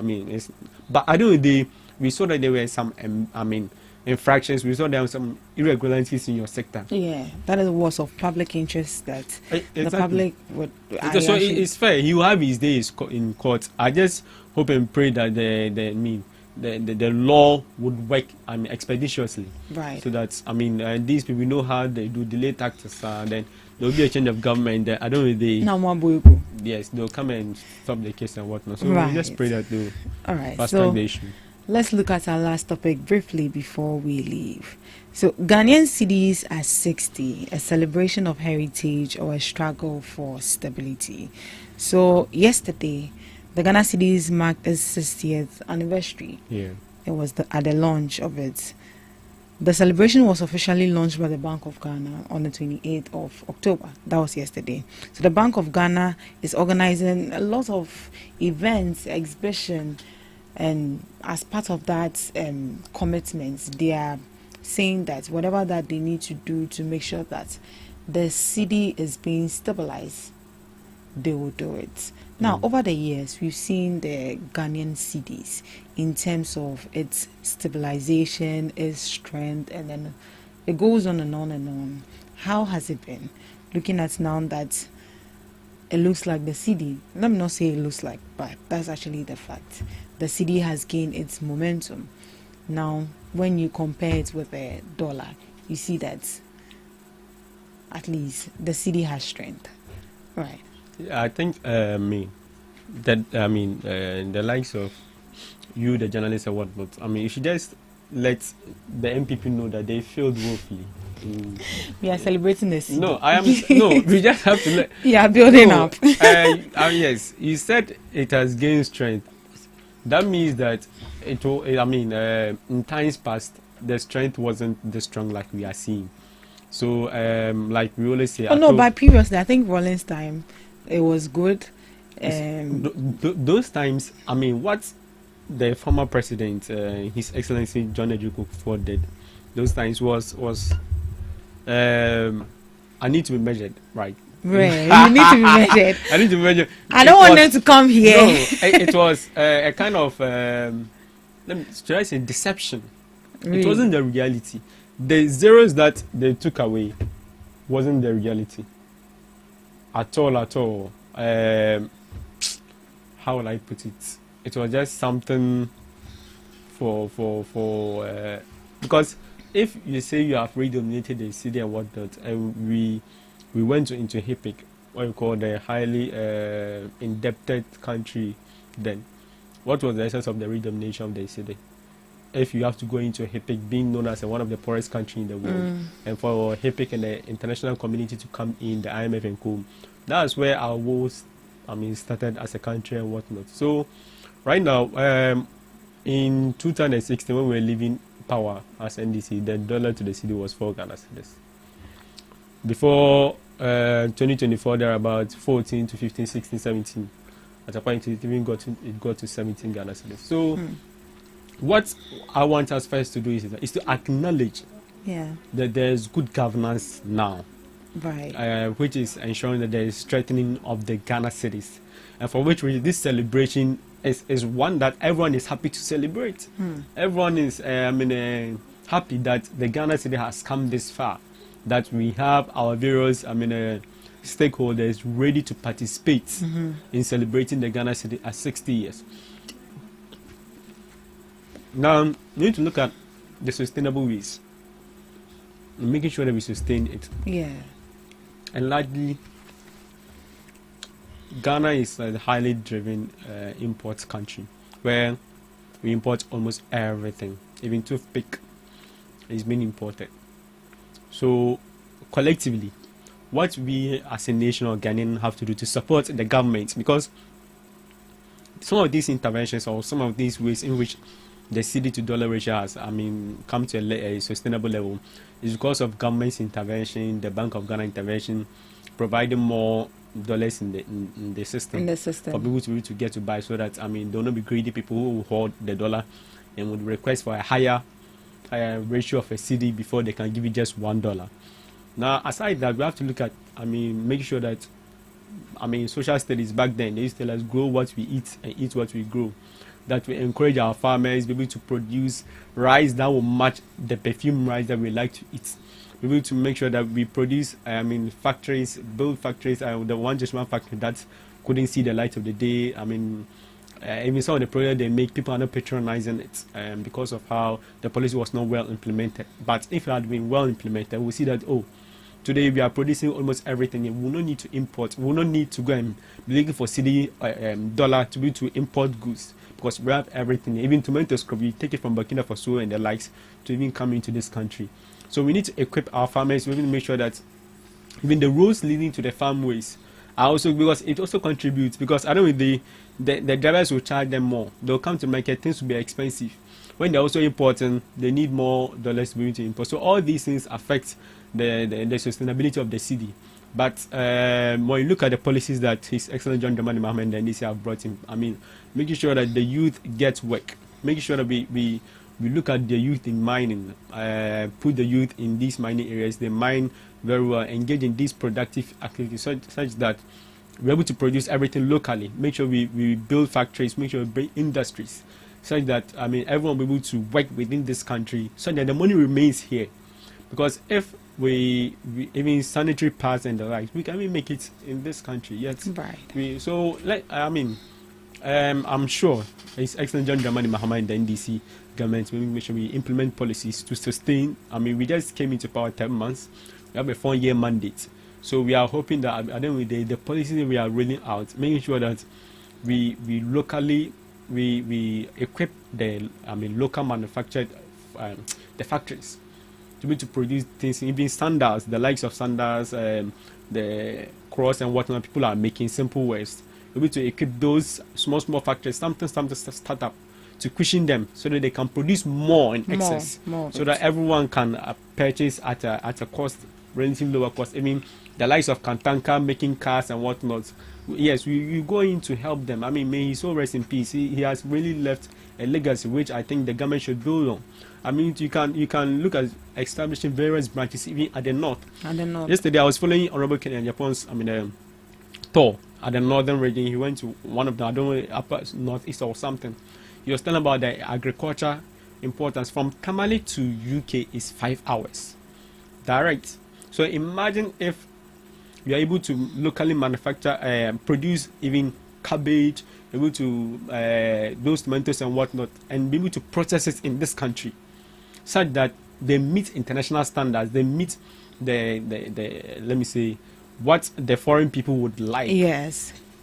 Straight 5 hours to UK, 5 a.m. It is there. Your market, you get your money. You get your money. So export. Back. So it means that export will be more.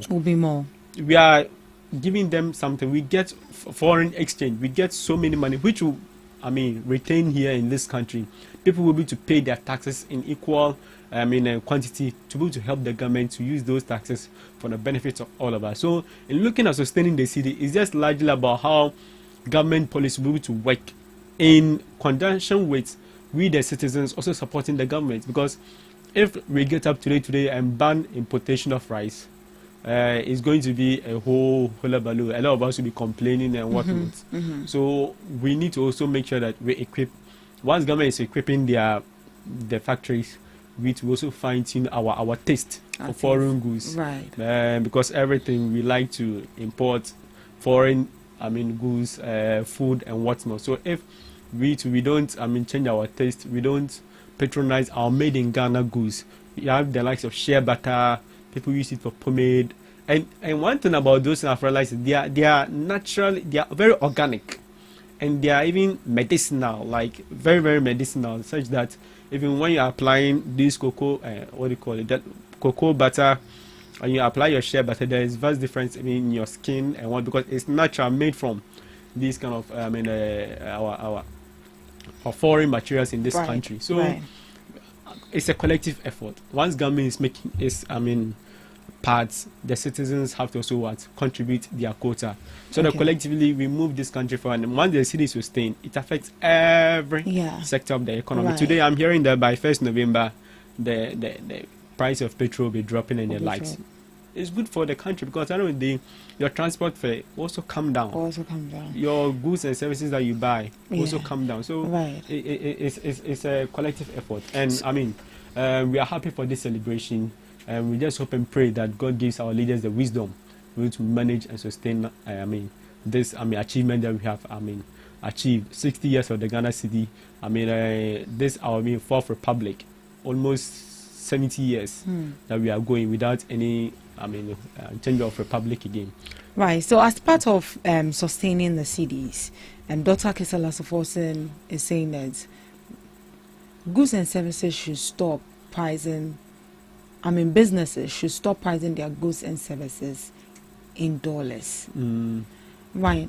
I want to ask that, why is it that most businesses right here in our country like to price their goods or services in dollars? Because when you go to some restaurants, when you go to some hotels, and even apartments, they are charging in dollars. Whilst we are in Ghana and we are supposed to embrace our currency right here, why do you think they need to get the full benefit of their operations and services that they render to you?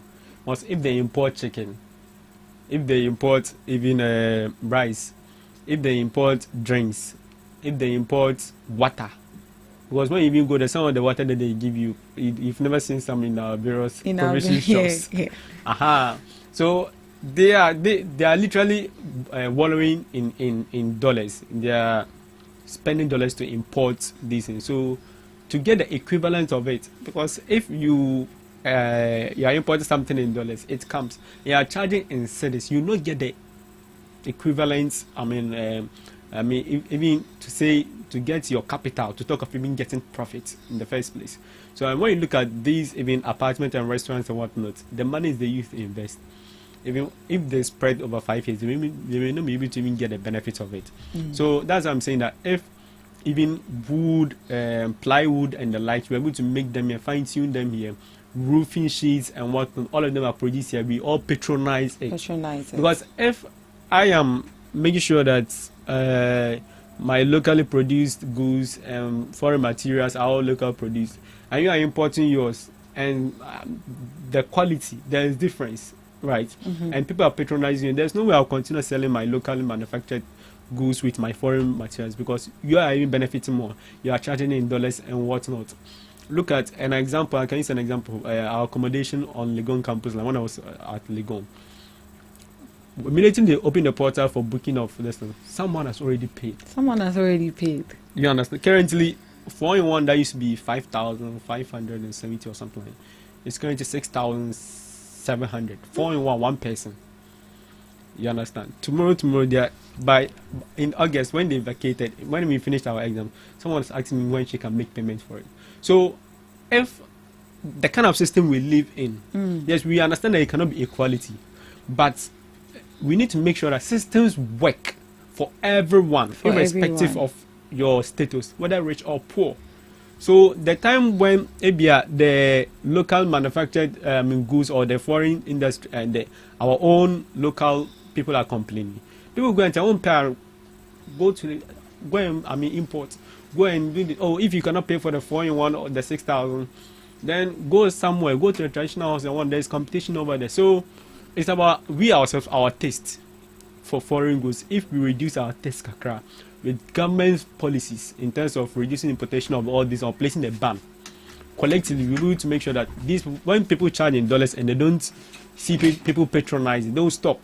But they charge in dollars, they get the patronage that comes to the benefit of to them, and they're able to perhaps even add other services and whatnot, yet they get profits. They'll continue doing it so. But if you go and they say they charge in dollars, our big men and whatnot. And the last time when you go to Kempinski and the likes, come on, what do you call breakfast cries in dollars. Come on, go back. It's in dollars. It's in dollars. And they patronize it. You see? So even the hypocrisy of our leaders and those who can afford is also part. If you go and you are patronizing, don't know, and there. But do you think there should be a sort of like a sanction to these establishments? No, that one we cannot sanction them. We need to encourage our people to match the quality of the food they produce, or to match the quality of the foreign people. Because if we don't empower them and we say we want to place sanctions, someone can go and pay the sanction and still sit and eat. Or the company they are sanctioning, maybe a sanction is just one lesson of it. But if you get so many people coming in, for instance, I want to use this one as an example. For instance, when you go to the various clubs in Accra, Mad Club, you need to make a reservation of a table or something like that. I think 1,000 Ghana cedis for a reservation before you can even enter. Because if you enter and you don't make a reservation, you are going to stand. You and your business can you go and stand? Can you go and stand? But you need to make a reservation. First of 1,000 Ghana cedis to go there. Now, if you go and place a sanction on such people or such places that and the fact that maybe 1,000 Ghana is outrageous, you can't make it affordable to everyone, and they can even send it to 2 times, they'll still get people coming in. So we need to empower our local places to make sure that they match it.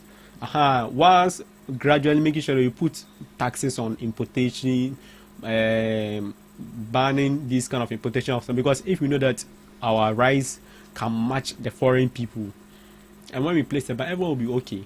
But right now as we speak, it cannot match it in terms of the quality and what even the schools, senior high schools that we went to, when they bring the local, food, rice, whatnot, people are not being able to, eat and whatnot. And we can't blame the farmers because we don't really have the structures, the industry and whatnot.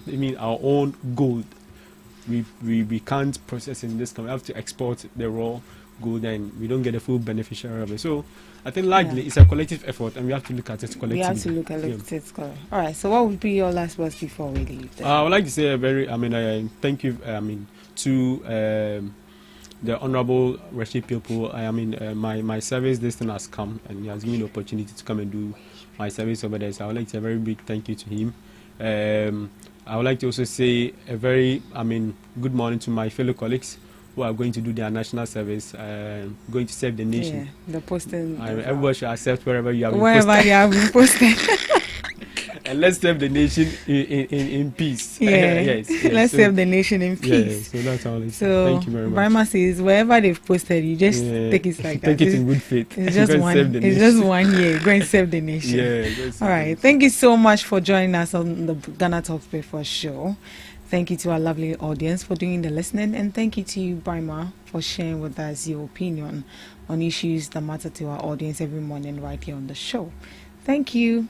Up next, we have, some music coming up from DJ Vogue. Do have a lovely day.